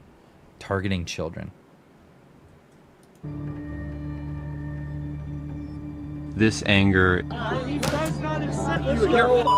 man. We can just make a batch and say that some of us well. Anger is probably my primary source of motivation. Yes, they're angry. The thing is, you don't have to leave. You will lose your bed. For everything that I do. Cut that out now. or you'll go home in an ambulance. It was a call to action or a call to arms.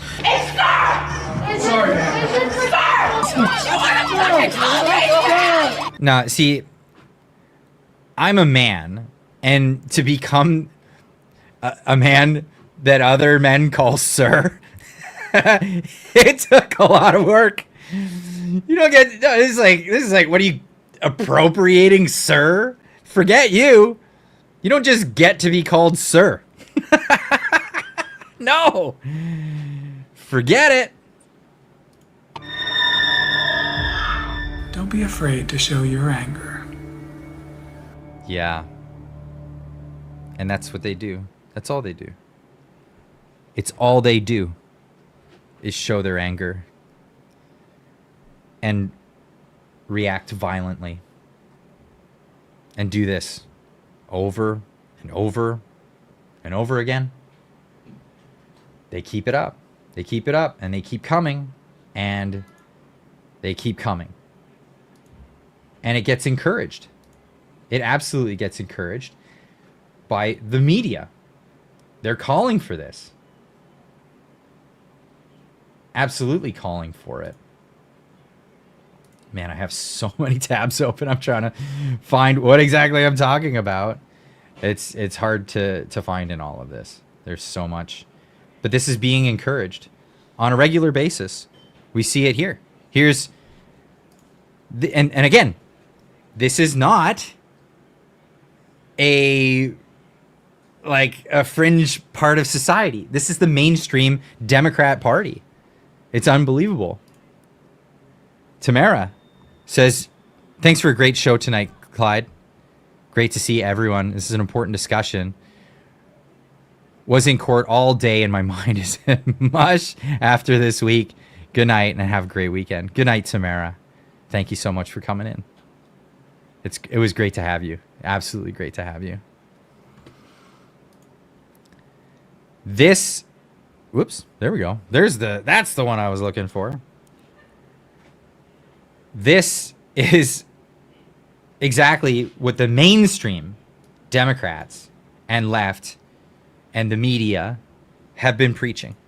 I just don't even know why there aren't uprisings all over the country, and maybe there will be. People need to start taking to the streets. This is a dictator. You know, there needs to be unrest in the streets for as long as there's unrest in our lives. Enemies of the state. Show me where it says that protests are supposed to be polite and peaceful. Do something about your dad's immigration practices, you feckless. When they go low, we kick. How do you resist the temptation to run up and wring her neck? The biggest terror threat in this country is white men, most of them radicalized to the right. I thought he should have punched him in the face. I said, even if you lost, he insulted your wife. Yes. He came down the escalator and called Mexicans rapists and murderers. He said, well, what do you think I should have done? I said, I think you should have punched him in the face and then gotten out of the race. You would have been a hero. I'd like to punch him in the face. I said if we were in high school, I'd take him behind the gym and beat the hell out of him. Punch some people in the face! When was the last time an actor assassinated a president? They're still going to have to go out and put a bullet in Donald Trump, and that's a fact. Look as his character is stabbed to death. Where is John Wilkes Booth when you need him? I have thought an awful lot about blowing up the White House. Yeah, now you Missouri look crazy. State Senator is under investigation by the Secret Service after saying she hopes President Trump is assassinated. I will go and take Trump out tonight. And if you see anybody from that cabinet in a restaurant, in a department store, at a gasoline station, you get out and you create a crowd. And you push back on them. And you tell them they're not welcome anymore, anywhere. And sadly, the domestic enemies to our voting system and our honoring our Constitution are right at 1600 Pennsylvania Avenue. They're not. Have you read the for Constitution, Election Day woman? in November, and they're not going to stop after Election Day. And that should be, everyone should take note of that on both levels, that this isn't, they're not going to let up, and they should not. If you think we're rallying now, you ain't seen nothing yet.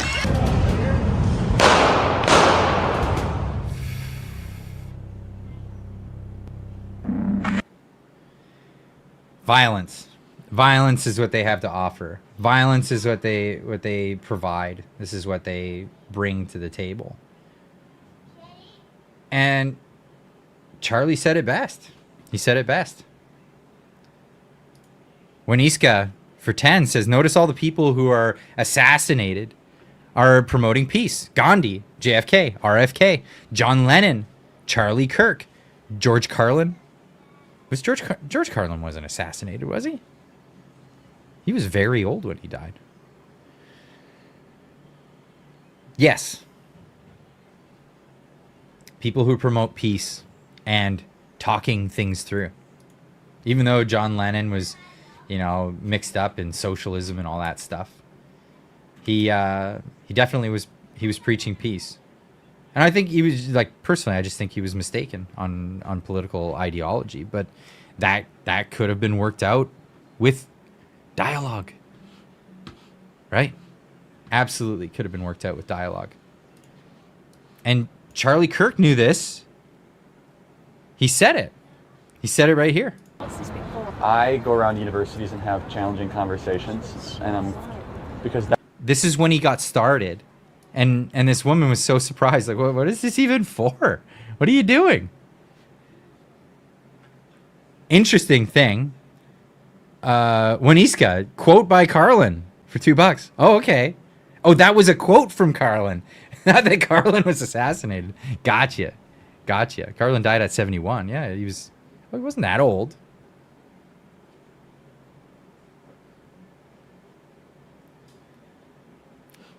Crazy.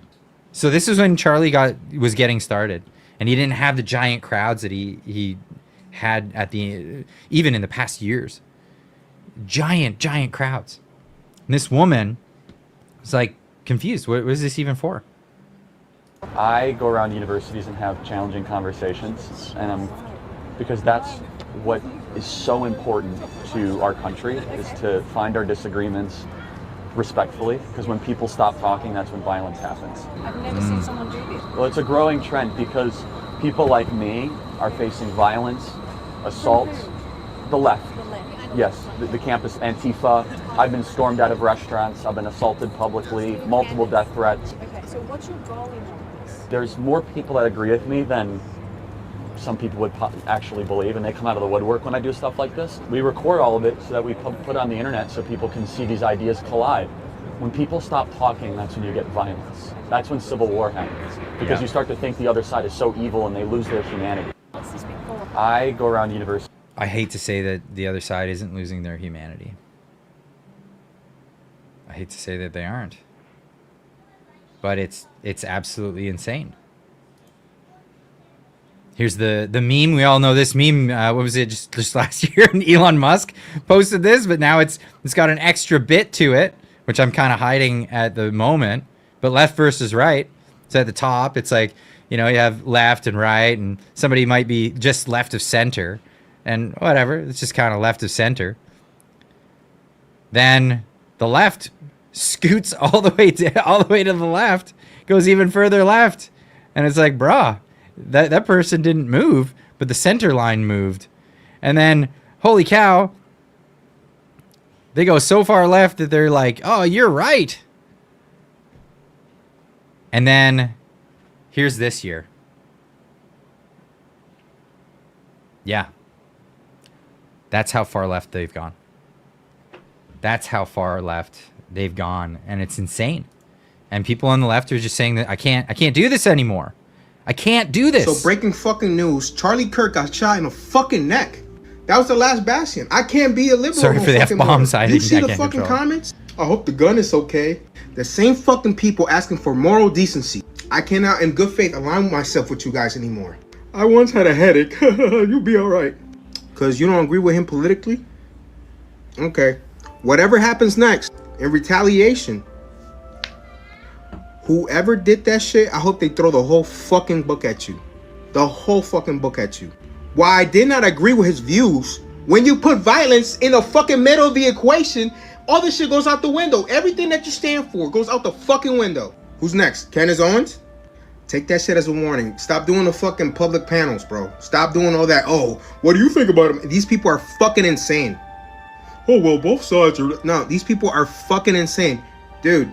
He doesn't believe the both sides thing either. Politics at all in public. Do not do that shit. These people are fucking unwell. That's what they want. Protecting fucking dickhead. That's what they want, though. They want you to stop. They want us to stop doing it in public. We cannot stop. We have to do it more. We have to outnumber. They're bullets. We can't be intimidated by them. We cannot do that. And we have to let them know that they'll be caught. And the consequences are coming down on them for this.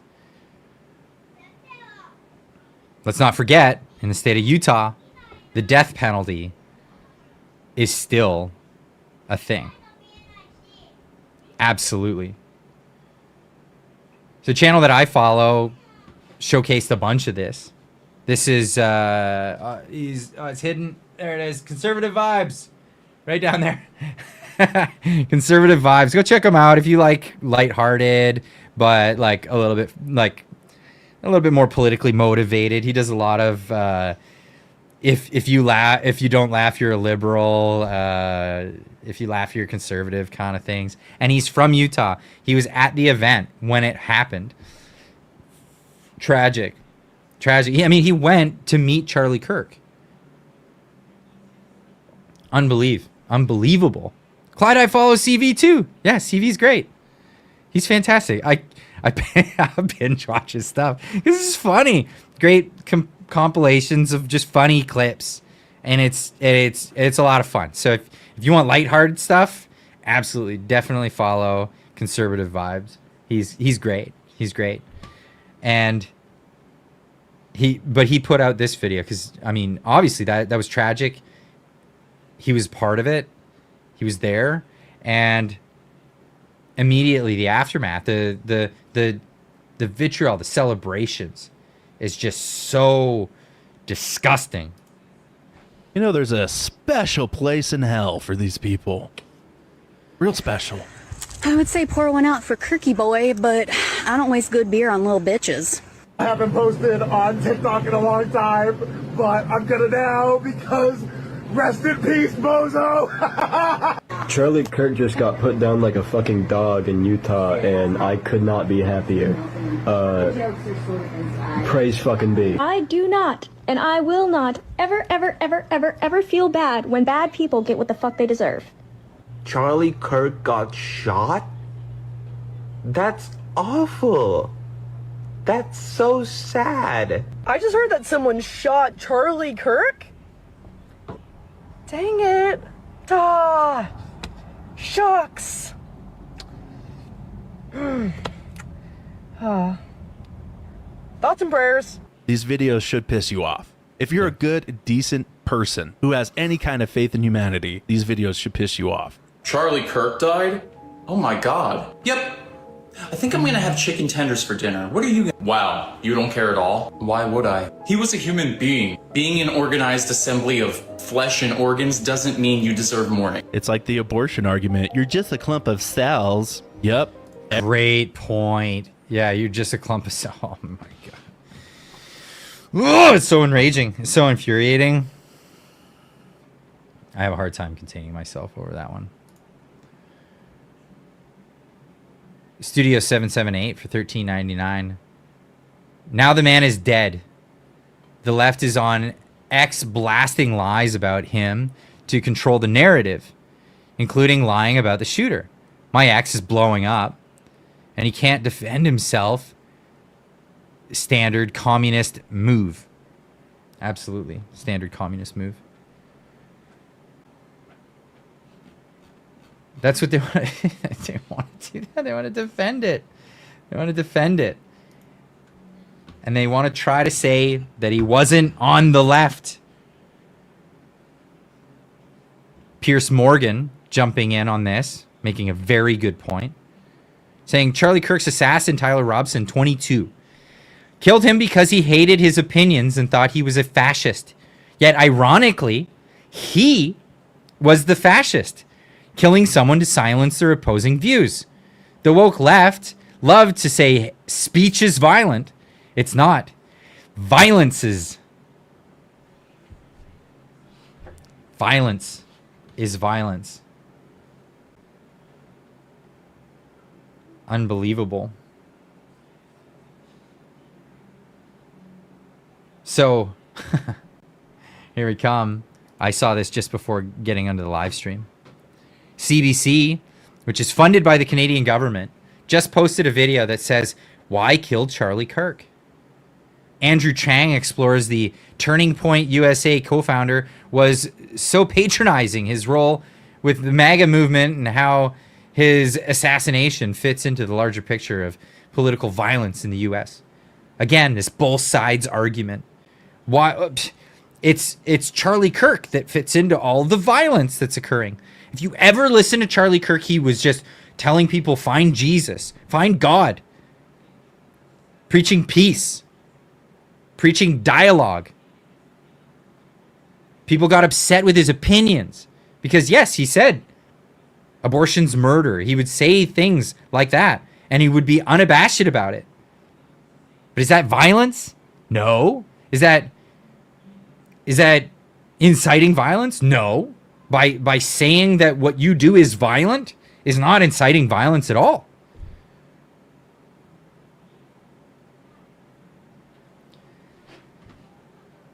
And so they posted this video. Charlie Kirk was sitting in a chair like any other, holding a microphone under a tent in front of a crowd like he's done I don't know how many times before. His shirt says freedom, and the slogan above his head, prove me wrong.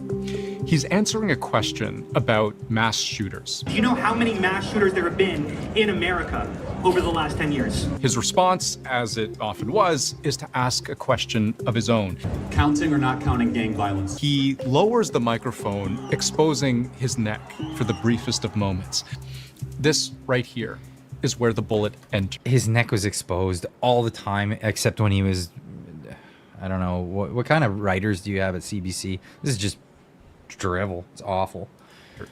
He slumps over, falls off the chair, and the world would later learn he's dead. Conservative political activist Charlie Kirk has been shot. Kirk was actually shot in the neck. President Donald Trump is announcing on Truth Social, the great and even legendary Charlie Kirk is dead. In any deadly shooting, the question that often gets answered last is the why question. Why take a... And we're not gonna get into that. Like, why did the killer do it? No, we're gonna get into why Charlie Kirk is the problem. It's actually really disgusting, this video. Why take this life? Now, I understand there are a lot of questions about motive. We are and will continue to work nonstop until we find the person that has committed this heinous crime. What we got here? We got on. Oh, where was that comment I was gonna address? Right here. David A. McNeil on X says, "It's by no means confirmed that he was Antifa, but as long as we push the narrative, we don't need to debate the left, do we?" How much evidence do you need that he was Antifa? I think you need to go back and watch some of the stream. I'm not going to go over the rest of it. And the fact that he's probably into the tranny stuff and fur affinity, that deviant art, all of that stuff. It's all there. All the evidence is right there. Ignore it all you like. This is the reality. Crime, and find out why they did it. Charlie Kirk was many things to many people. A fearless free speech hero, a political weapon, an agent of change, or maybe just divisive and dangerous. I'll try to show you all of these things as a way of answering the question. You'll try. Why kill Charlie Kirk? Yeah, and so I'll save you a lot of the trouble. There's a lot of gaslighting, a lot of stuff in here. At 8 minutes, we get to the 8-minute mark, gets into basically trying to paint him as not a private citizen, but as a politician, which he wasn't. He was a private citizen. And yes, he knew politicians and he was active in politics and all of that stuff, but he was not a politician. He was a private citizen. Trump was talking about annexing Canada. Charlie Kirk was offering unsolicited advice to the country's prime minister. When Trump's pet project was buying Greenland, Charlie Kirk was with Don Jr., working to charm the locals. And read how much the Trump administration owes to Charlie Kirk, direct from Vice President J.D. Vance. So much of the success we've had in this administration traces directly to Charlie's ability to organize and convene. He didn't. So if someone shot George Soros, would you be okay with that because he's so entrenched in the Democrat Party? Like, honestly, no, I wouldn't celebrate George Soros being shot. No, I want to see George Soros I want to see justice for the things he's done. Do I want to see him shot? No, absolutely no. Because once you open that Pandora's box, you cannot close it. Can't do that. But this is what are you trying to equate? So a guy who's largely successful and wants to be active in the media. What about you? What about you? What's your name? Andrew whatever in this? You work for the CBC and you actively are guiding policy with the liberal policy. Like, is it justifiable? Because that's crazy. That's crazy talk. No. You don't deserve any violence towards you, even if I don't like what you do. That infuriates me. I'm sorry. I'm sorry. It has to be said. Kathy Hopkins for $10 says, the left is a hive mind. Resistance is not futile. No, resist. Resist all you can. Do not comply. CBC is absolutely disgusting. You're right. It is absolutely disgusting. So here's how they're painting him as not a private citizen, but as some, I don't know, evil genius. He's a 31-year-old man. 31-year-old man, probably most accomplished 31-year-old man. Not the most, but one of the most. I mean, when Elon Musk was 31, he was very accomplished. Holy cow. But he's up there. Man, Charlie Kirk was like genius level territory. No joke. The amount that he could just out of the blue just pull it right out, and he knew and he had it always and so fast. That guy. Studio 778 for $6.99 says they're justifying it in your face, and they're taunting the administration. See it for what it is. Yeah, it is. It is what it is. They're trying to justify it, and I won't have it. Not having it. No way. No way at all. At the 9:46 mark, I found this, and this is where I'm going to watch it raw with you guys. A little bit earlier, you see Trump's talking. There's a segment where he's talking, but this is where they get into. They try to paint the picture that violence is coming from both sides. This is where they pull this off on him. From the attack on my life in Butler, Pennsylvania last year, which killed a husband and father, to the attacks on ICE agents, to the vicious murder of a healthcare executive in the streets of New York, to the shooting of House... By the way, they championed that. They still champion that. A man was an executive. You don't like him? Argue with him. You don't like what he's able to do? Lobby the government so make it illegal. Everything he did was legal. You know what isn't legal? Murder. Majority Leader Steve Scalise and 3 others. Radical left political violence has hurt too many innocent people and taken too many lives. Yes. Trump is right about one thing and wrong about one thing. He's right to suggest that political violence has become more and more commonplace. What scholars of political violence say is... I love this. You pull other people in here. This is a tactic too, right? You pull other people in to justify. You don't need... Andrew could talk all his dialogue. But let's get experts to come in, and none of the experts disagree with Andrew and his points in this thing. They just come in and I guess they're Team Graham or whatever, right? They all agree. They're all in violent agreement. The left is violent, so let's just say they're in violent agreement. Is these things are self-perpetuating. Once you kind of open up that possibility and people start to see it as legitimate, they will feed on itself. You get copycats, you get retribution, and you have a growing portion of the population saying that political violence is acceptable in at least some situations. Right, but are you going to list all the things that the right has done violently? I mean, Trump just listed all the things that the left has done. In fact, and those were just the most deadly of them. Are you going to list the things that the right has done? I'd love to hear that instead of just some explainer of how it's happening on both sides. We're living in a very politically violent era. And it's coming. Oh, okay. So we're going to get news article headlines, right? What are some of these news article headlines as he says this? We're living in a very politically violent era. Politically violent era. PBS, the growing list of political violence in the U.S. Pennsylvania Governor Josh Shapiro angrily called for an end of the rising violence just hours after a man broke into the governor's mansion and set it on fire, forcing Shapiro and his family to flee into the night. What side did that come from? What was that from? Don't know. Where is that? And it's... Oh, Reuters. New case of political violence. What? Royal. U.S. ahead of contentious election. A man accosted a group of people rallying for Vice President Kamala Harris. Of course, they're gonna show a handful of like isolated. A man accosted a group of people. They were rallying for Kamala Harris. Okay. Well, let's go.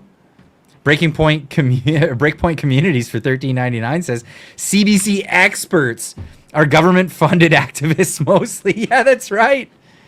That's right. We do outnumber them. We just need to stand up for ourselves. Yes, that's what we need to do. No more CBC. Yeah, absolutely. You guys are so generous tonight. It's amazing. That's a big chat, so I got to pop it up here.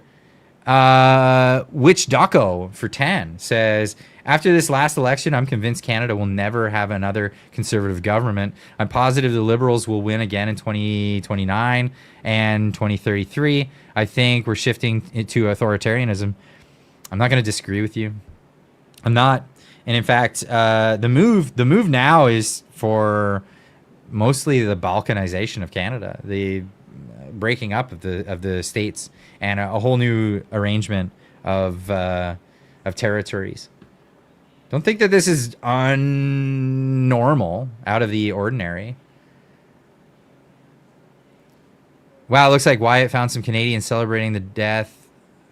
Vancouver Pride Board member, pretty disgusting. There's a lot of them.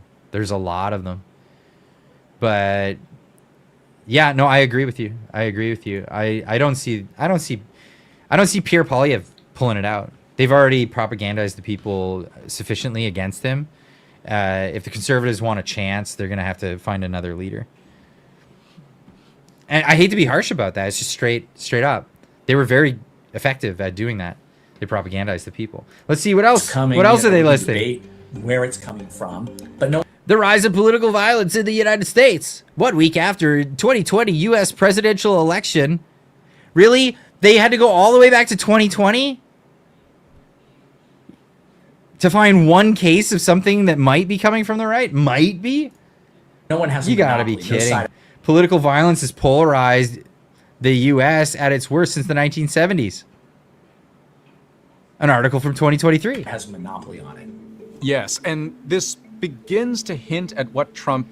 Who has a monopoly on it? We're living in a very politically violent era, and it's coming, we can debate where it's coming from.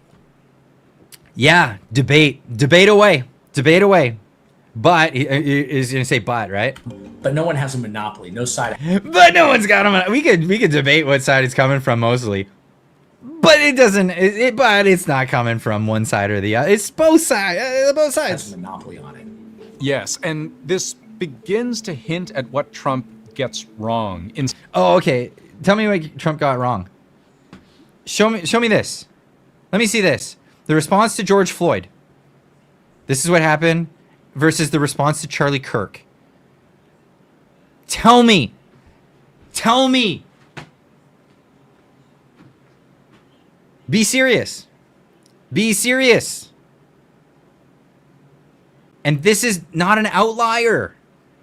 This happened every time. And this happened across America.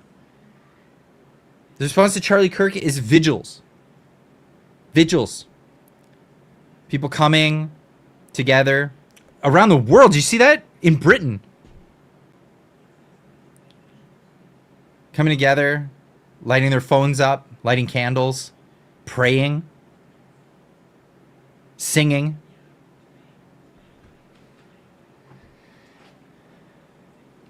Danger of free speech is the fear the truth will come out. That's right. It's absolutely right. Tell me that it's both sides. Forget it. I won't buy it. I don't buy it. Jason Howerton, which I should be following, says, I've had some time to think about this. I've heard prominent lefties saying this isn't about left versus right, citing some other tragedy as evidence that there are bad people on both sides. Here's the difference. I have never seen thousands upon thousands of conservatives celebrating gleefully the way they have celebrated Charlie Kirk's death. Sheer number of leftists who are celebrating on camera, willingly, happily, is mind-blowing. I literally can't believe it. There are so many. You would never see this on the right. Never. No, no, you would never see this. It would be condemned immediately. It would absolutely be condemned. You could probably find a new crazy anon, or you could probably find a few crazy anon people here and there on the internet, but never at this scale. No way. The left has a violence problem. The left has a godless problem. The left has a morality problem. We're done pretending otherwise. This is replying to Jennifer, who I should also be following. Urgent FYI. After Charlie Kirk, on the Sky app, there are people asking for the next person to be targeted. These include J.K. Rowling, Matt Walsh, Trump, Ben Shapiro, Libs of TikTok, Elon Musk, and Andy No. I took as many screenshots as I could. These are the things they're saying. Nice, can we do Ben Shapiro next? J.K. Rowling next? I'm glad the guy died, but they're going really hard on this. Oh, is this a dark day for America, about a guy I had never heard of until he was shot. Never heard of him, and you were happy? Can we get J.K. Rowling next? Like in the UK would be... I can't even read this. There's so much of this. This is where they go. This is where they go. And amazingly, they go to Blue Sky. Blue Sky. What is Blue Sky? People are asking, what is Blue Sky? What even the hell is that? They go there. It's another social media app. Well, why are they there? Why are they not on X? Well, they used to be on X. And were they kicked off X? Clyde, is there a censorship problem on X? No, they weren't kicked off X. They left X because they no longer had a monopoly on X. When Elon Musk took over X, he brought back free speech.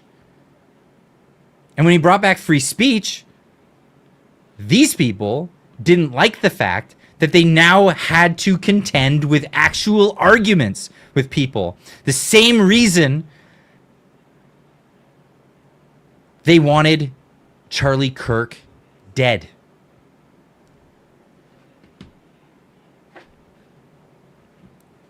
These people need to realize that if you're gonna go out in the the park of public space, you're gonna have to get with it. You're gonna have to get with it and just deal with the fact that other people are gonna be better at this than you. If you're going to come to the table without logic and just you want to win, I don't care. Give me my emotional points. Sorry. I'll give you might get a cookie. But you'll be shown exactly how logic works and you'll have to deal with it. But instead, no, this is what they do. They go off and they run off to another safe haven, their safe space, just like they try with universities making safe spaces. How has that worked out for us? How has that worked out for us?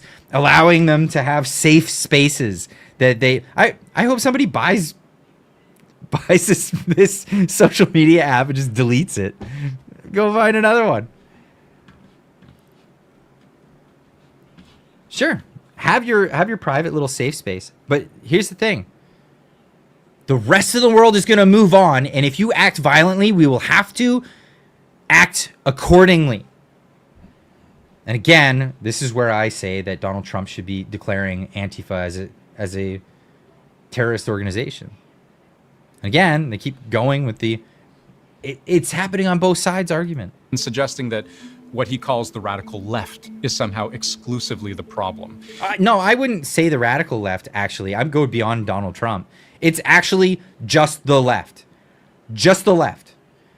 Just the left. The radical left is not even a thing anymore because the mainstream left is so radical that there's no point in calling it the radical left. Just call it the left.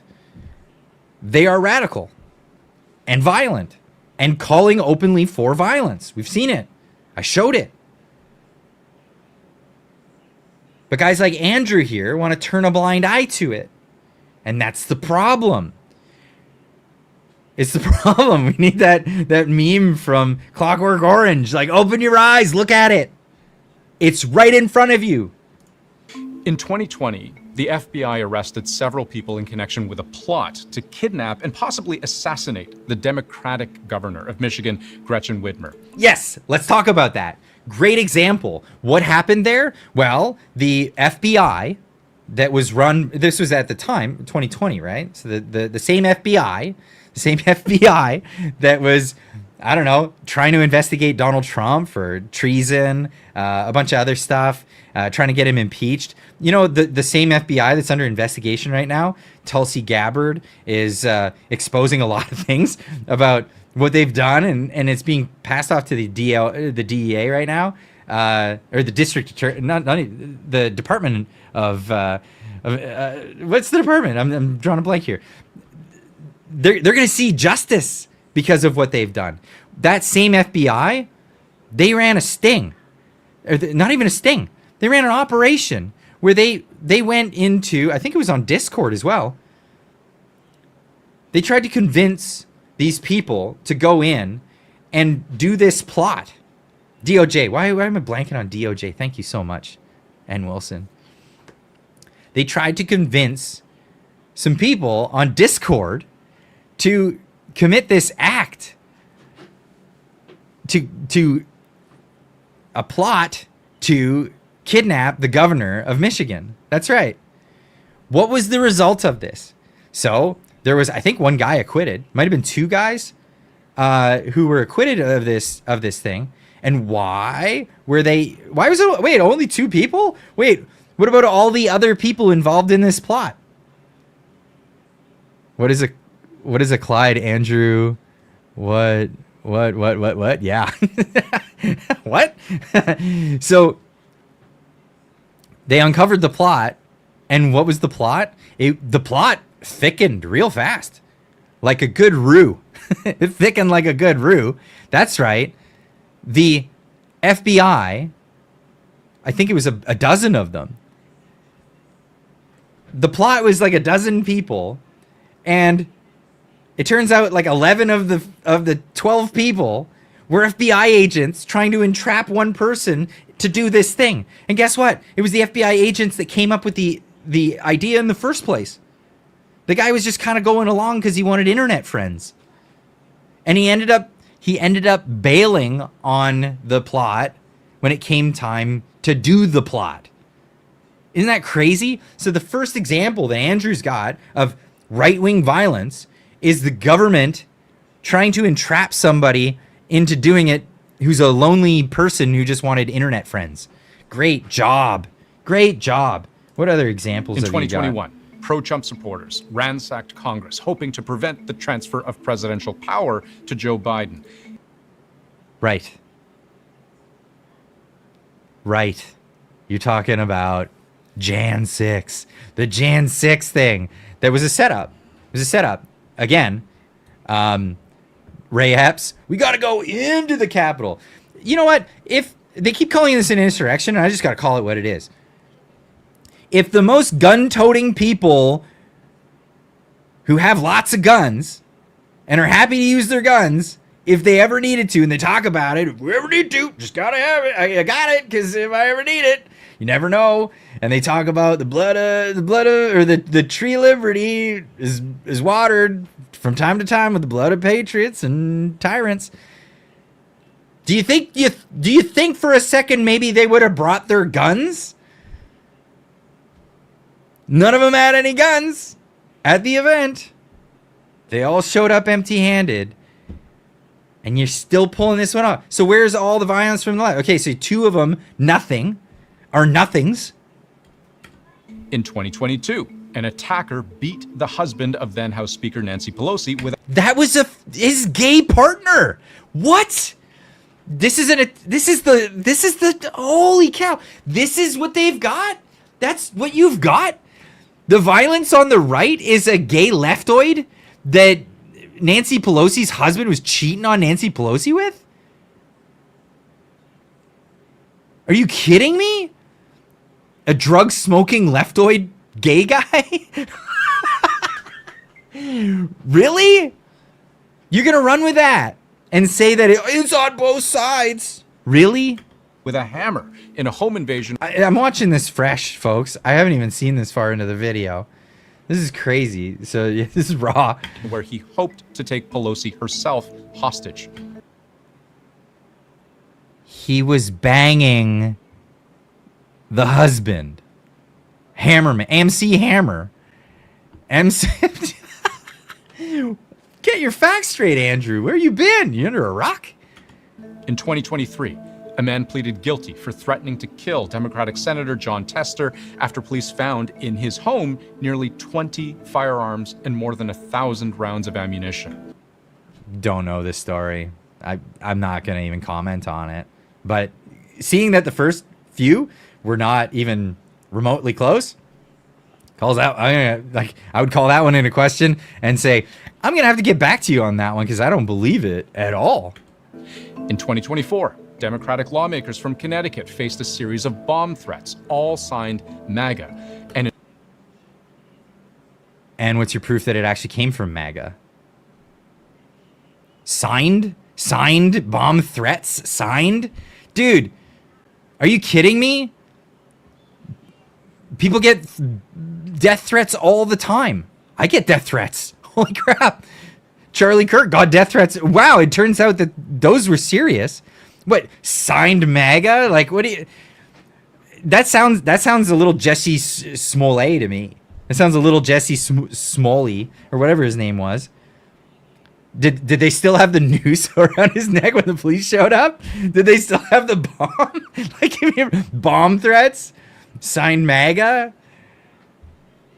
Oh, man. Yeah, Clyde's venting a lot tonight. I need this. This is therapeutic for me, folks.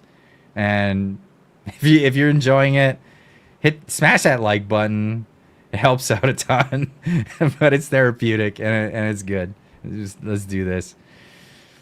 Kidding me? This is Jesse Smollett stuff. And in 2025, 2 Democratic lawmakers from Minnesota were shot in their own homes.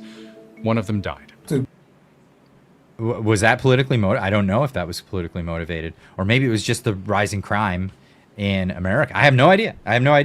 So that's another one I'll defer to. Dunno if that's the case. But that's all you got? That's what you got? How about, I don't know, actual dead bodies? Seriously. Let her buck there, bud. Yeah, right? Oh, man. It's unbelievable. Try to find a spurt of political violence like that, you have to go back to the 1960s in the United States to find anything like that. So not quite historically unprecedented, but historic. What, in the 1960s when the Democrats, I don't know, explain it. Like when Jim Crow was in charge, and his very racist laws separated, I don't know, blacks from whites and caused a lot of havoc. Oh yeah, go back to the 60s when the left was violent against the right. I don't know what to say, man. I don't know what to say. Do people know this in the comments? Like, tell me in the chat. Are you aware that Jim Crow, when they talk about Jim Crow laws, the segregationist laws, they were Democrat laws. Jim Crow was a Democrat. Do you know who he actually took under his wing? Jim Crow? Yeah.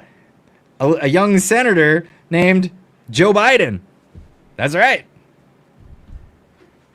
Yes. This leftist violence goes back a long time. Fake it till you make it.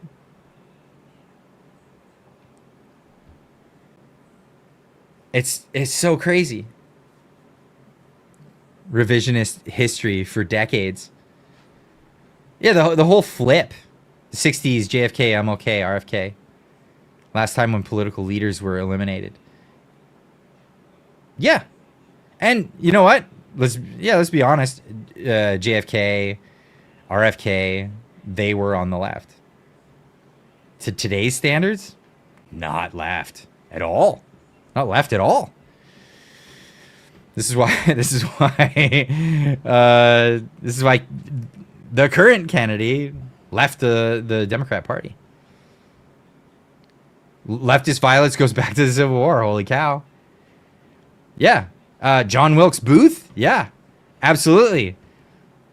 That Democrat was a little angry that, I don't know, the Republican Party established itself at that time and freed the slaves, ended slavery in America. Yeah. The Democrats were pissed. Pissed enough to take him out. They still want their plantations. That's what they want. Unbelievable. KKK, Democrat Party, absolutely. The Ku Klux Klan was known as the militant wing of the Democrat Party. It's not some crazy conspiracy or anything like that. This is just well known. It's unbelievable. But we're going to keep being told, nah, both sides, totally both sides. That's what's happening. Both sides doing this thing. Historically high. There's a kind of fading line, I think, that's been occurring for many years in American politics between political rhetoric and political violence. The trend lines are really clear and entirely alarming. What we're seeing is a normal... I'm sick of this. The only purpose of this whole thing is to say, both sides. It's not the, they're just as bad. Same with the very fine people. BS. Absolute BS. It's crazy. Again, I'm going to point this out. The response to Charlie Kirk, the response to George Floyd. It's night and day, folks. It's not the same. Republicans are not rioting right now. They're not going out and taking it out on innocent people. They're not doing any of that stuff. They're not ruining businesses, ruining neighborhoods.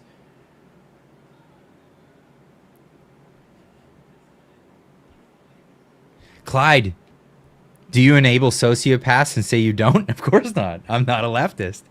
That's it. And again, mainstream left. mainstream left enable this stuff. They call it out. They encourage it.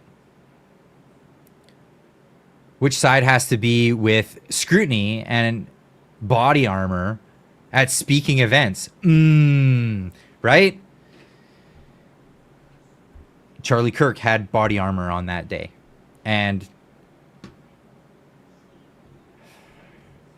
obviously I'm not showing the footage. But from my perspective looking at it, it looks like the bullet hit his plate and then ricocheted up into his neck. And that's what happened. Why would he have to wear armor? And try to play it off like he's not wearing armor, right?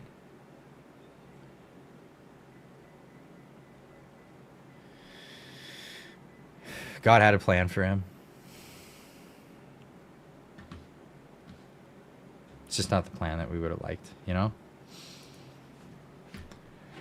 The amount of scrutiny I and other personalities have is not comparable to our left-aligned counterparts. So spare me your both sides bullshit. Spare me your fake NGO stats and talking points. This is Jimmy Kimmel pulling the both sides are guilty of this crap after inciting so much from his platform. And then he has the gall to say both sides. Guys, tone it down. Chill out. Chill out. Don't be so angry. We're still trying to wrap our heads around the senseless murder of the popular podcaster. Are you? You called for this violence forever. And conservative activist Charlie Kirk yesterday, whose death has amplified our anger, our differences. And I've seen a lot of extraordinarily vile responses to this from both sides of the... Stop it. Stop it. The vile... From the side, from the right, it's just been absolutely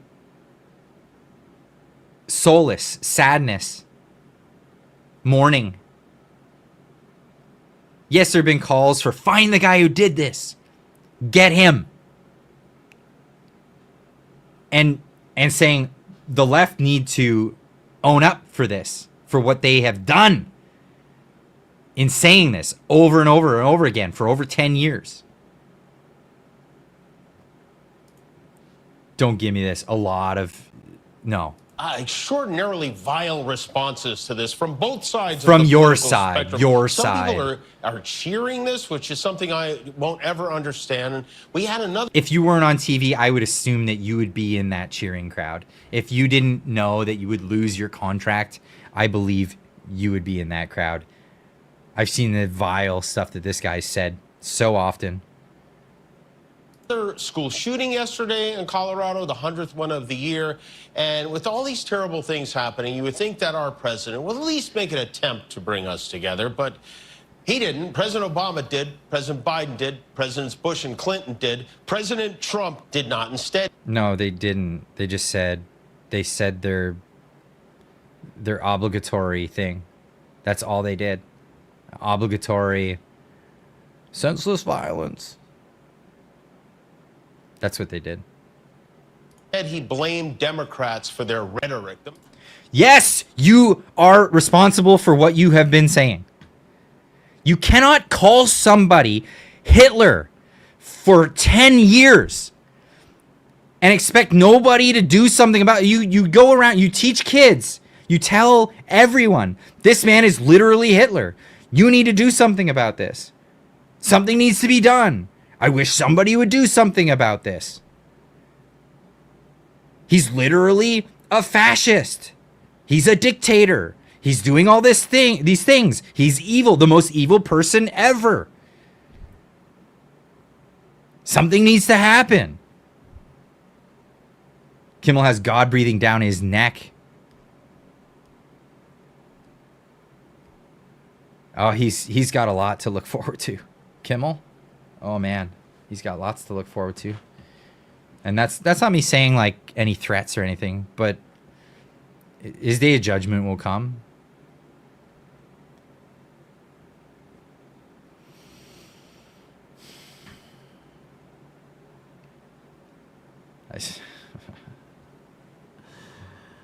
Oh man, this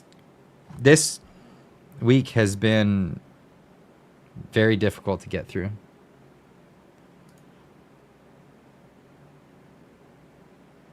It really has. But we're all getting through it in our own ways. Though it's hard.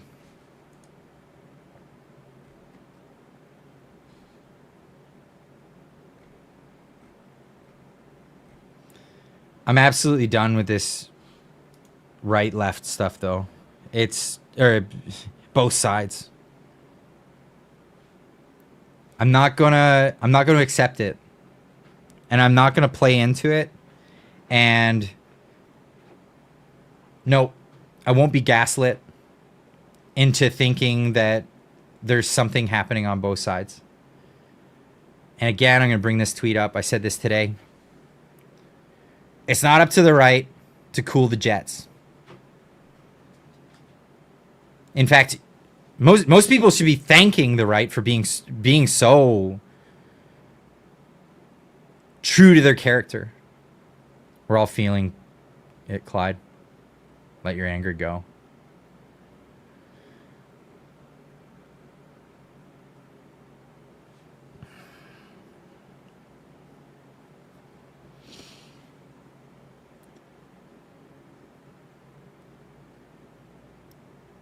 The right is staying so cool for the given circumstances here.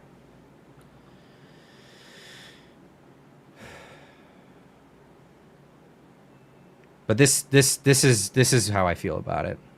It's not up to the right to cool the jets. It isn't.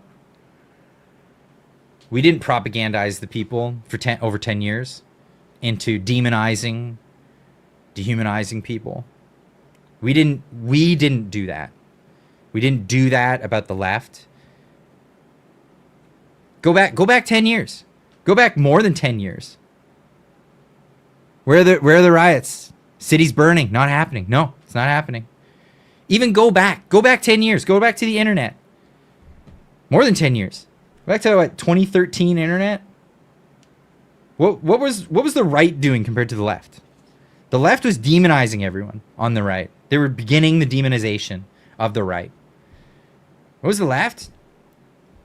Or what was the right? The right was making mocking videos of just the way the left behaves. Do you remember it? The wrecked feminist videos? I loved it. I thought they were funny. I thought they were hilarious. Wrecked feminists. Big Red gets wrecked in an argument, not beat up or anything like that. Just gets beat up, just gets beat up verbally as she freaks out and loses her mind to somebody else just spitting facts at her. What was it? Ben Shapiro, schools, people at university or whatever.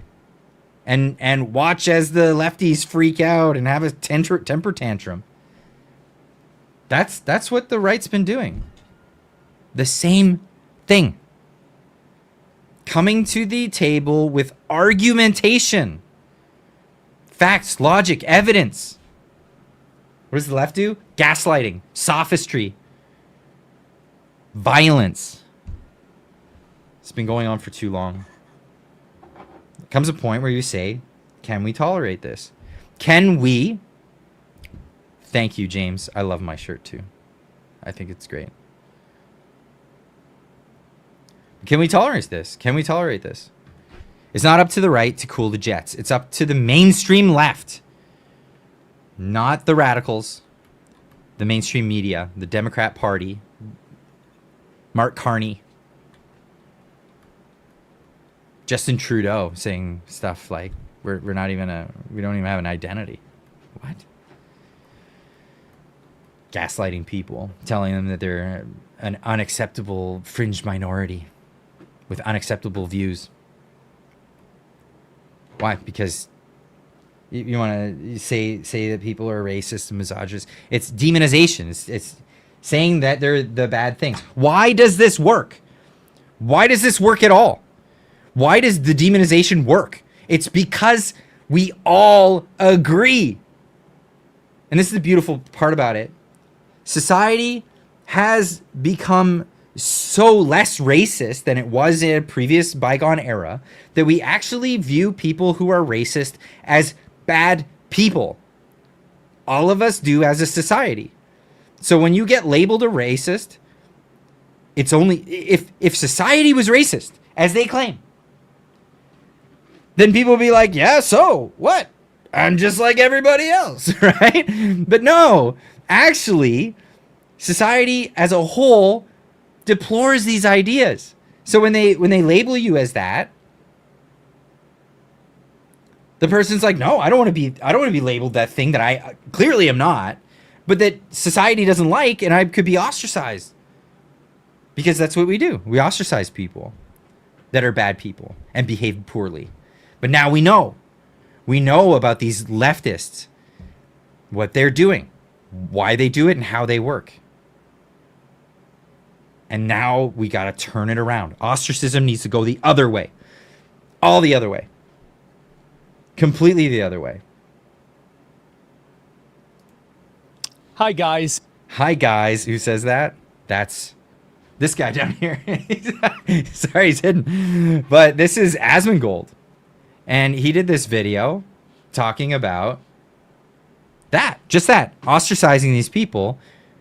Figuring out who these people are that are celebrating Charlie Kirk. What happened to him. And he said, and Asmongold says, no, enough of that. Not letting that go. Not letting that happen. Sorry, because I'm blocking him. I got to do it this way. It's me again, and today we're going to look at some of the interesting users on, you would never believe it, Blue Sky. That's right. And I don't know how this keeps happening, but yesterday, after Charlie Kirk was brutally murdered, he was shot in the throat, bled out on stage in front of everybody, including his own family and his children. The number of people in the games industry who decided to go on to social media, particularly Blue Sky. A lot of these people, you have to understand that many of these people have already been run off of Twitter because there's a level of discourse and negativity that they can't really deal with. So the only place that they can really exist is on effectively a reservation like Blue Sky. As I was saying earlier, they didn't get run off because they got kicked off or they got banned. No, they got run off because they're afraid of exactly what it is that Charlie did. He came to the table. He just went there and he just put a mic down and he said, pick it up, talk to me. Pick it up and talk to me. I'll talk with you. I'll tell you what I think. You tell me what you think. Absolutely. I'm loving all this love for Asmongold. He's such a dude. He's just honest. That's what I like about him. He's just, he does his own thing. He does video games and stuff, and then he went from that to, no, I just want to tell people my opinion. I'm gonna tell you what I think about all these things. Awesome. Huge platform to tell people on. And man, it's winning. It's winning. Yeah, the Roach King. That's right. This is it. So what does he do? He's like, yeah, well, I'm not. We're gonna put it to the test. We're gonna put it to the test. Can they handle the same cancel culture that we've all had to deal with? Now the difference is, of course, is that the cancel culture we've had to deal with is, oh, that guy might be conservative leaning. Oh, you gotta, what's this? You limit yourself to a little chat from a Canadian channel when Canada is a 41 million. I don't know if you heard, but this is a thing called the The World Wide Web. Have you heard of it? It's the World Wide Web. It's the internet. It's a great place to be. I'd love you to join us on it one of these days. Thanks for coming around. Anyway, we're going to get to this. So he basically says, you know, a lot of these people have been dealing with, you know, they've been pushing out this cancel culture thing for so long. We're going to turn it around. But here's the thing. I don't feel bad. I don't feel bad for canceling somebody because they're happy about the death of a person who's been murdered.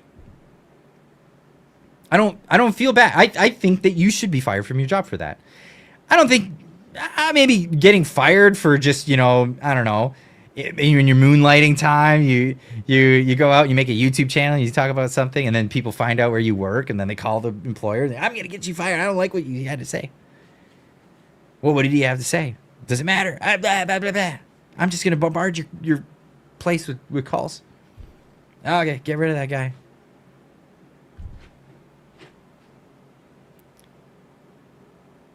Telling a bit on yourself. I don't know what that even means.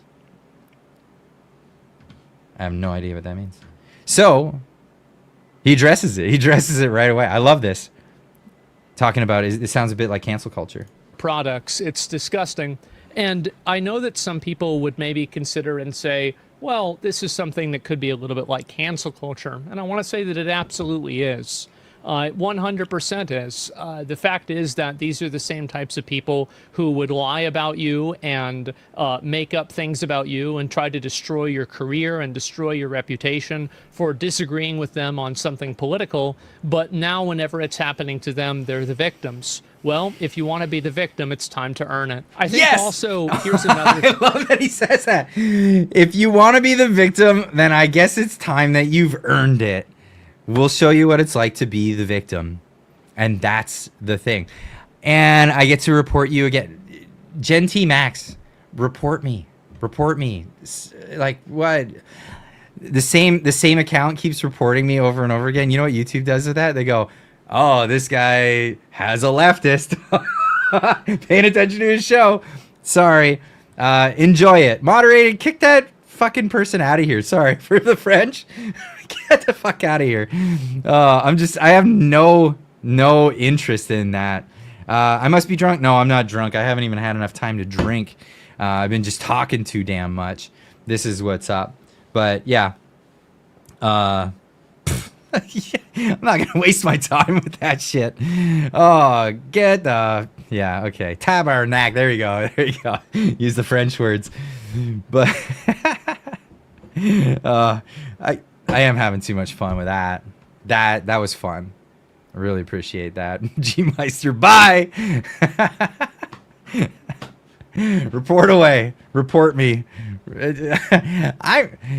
Where's your hall pass? I love that stuff.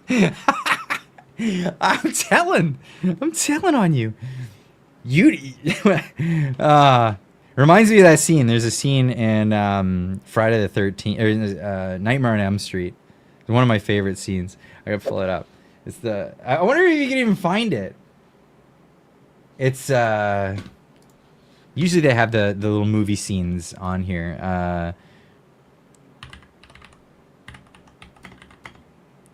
Nightmare on Elm Street.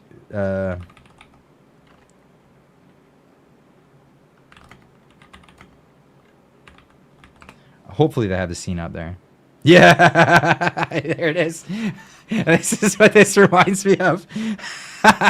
Oh, folks, you're for a treat. This is great. I'll probably get a copyright thing for this, but I don't care at this point. The whole stream's probably taken down anyway.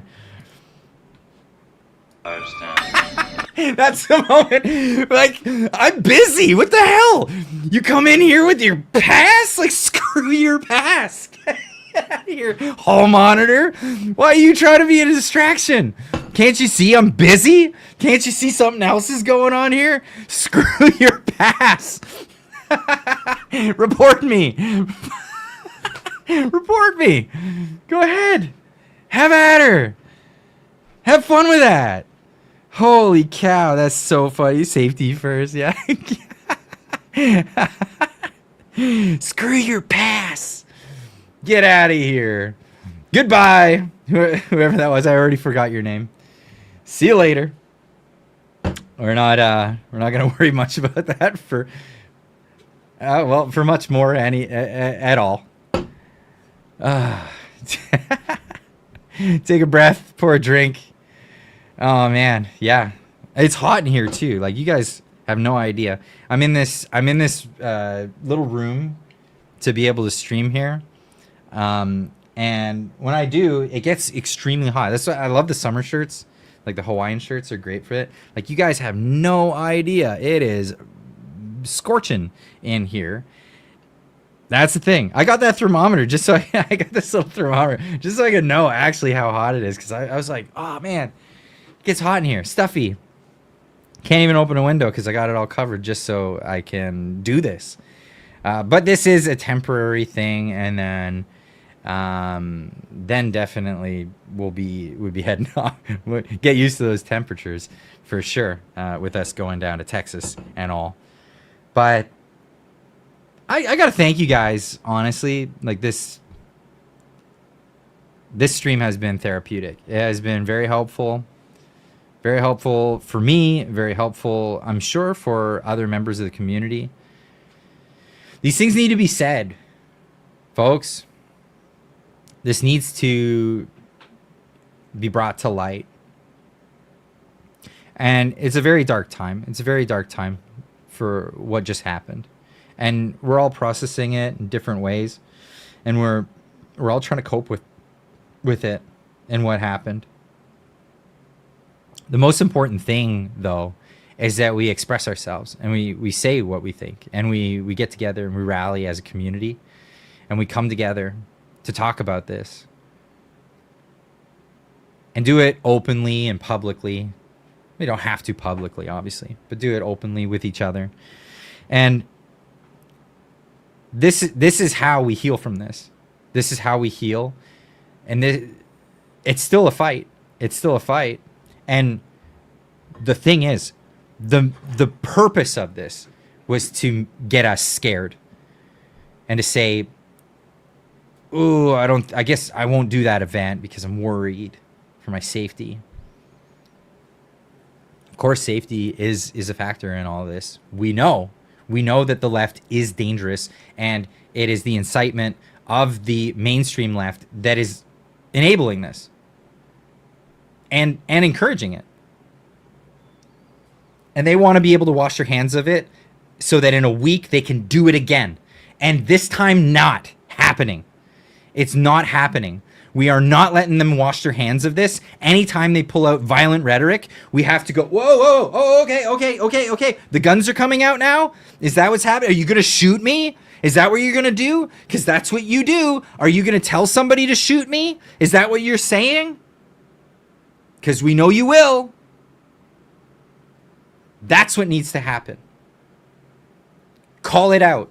Don't let them get away with it. Don't let them shift the narrative. Don't let them gaslight you into thinking that they were not the reason that this all happened. This is what went down. Do not forget.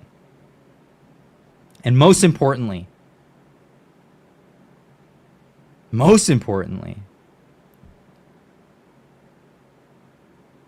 don't let anyone else become victims of this. This is what we have to work on. And to that, ladies and gents, we've been going for 3 hours. I usually do 2 hours, but I was just on a roll. I was just going. I could probably do more, but what I want to do is I want to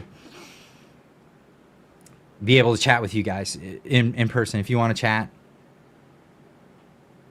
head on over to Clyde read my super chats. Oh, okay. Yeah, sure. I read them all, I think, tonight. I hope I didn't miss any.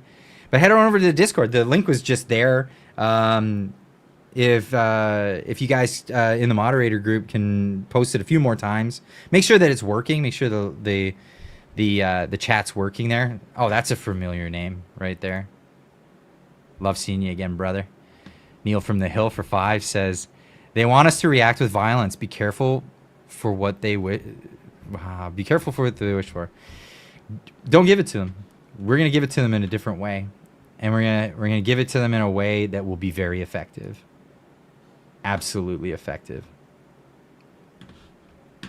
And we'll see. If you want to meet me personally, if you want to meet me tonight personally, we're going into the Discord. The link is right there. Right there. G-Meister just posted it. Get on over there. Head on over and we'll be chatting in the Discord. We're going to have some wobbly pops. I'll actually get to drink some because I've been doing the live stream and talking instead of drinking any of them. And then also Wednesday evening, we're going to be doing, just so you know, we're going to be doing the usual Wednesday Marty and Clyde show is going to be on Tuesday this week, because on Wednesday I'll be flying out to Calgary where we're going to be doing the big event. We're going to be doing the big event for We Unify.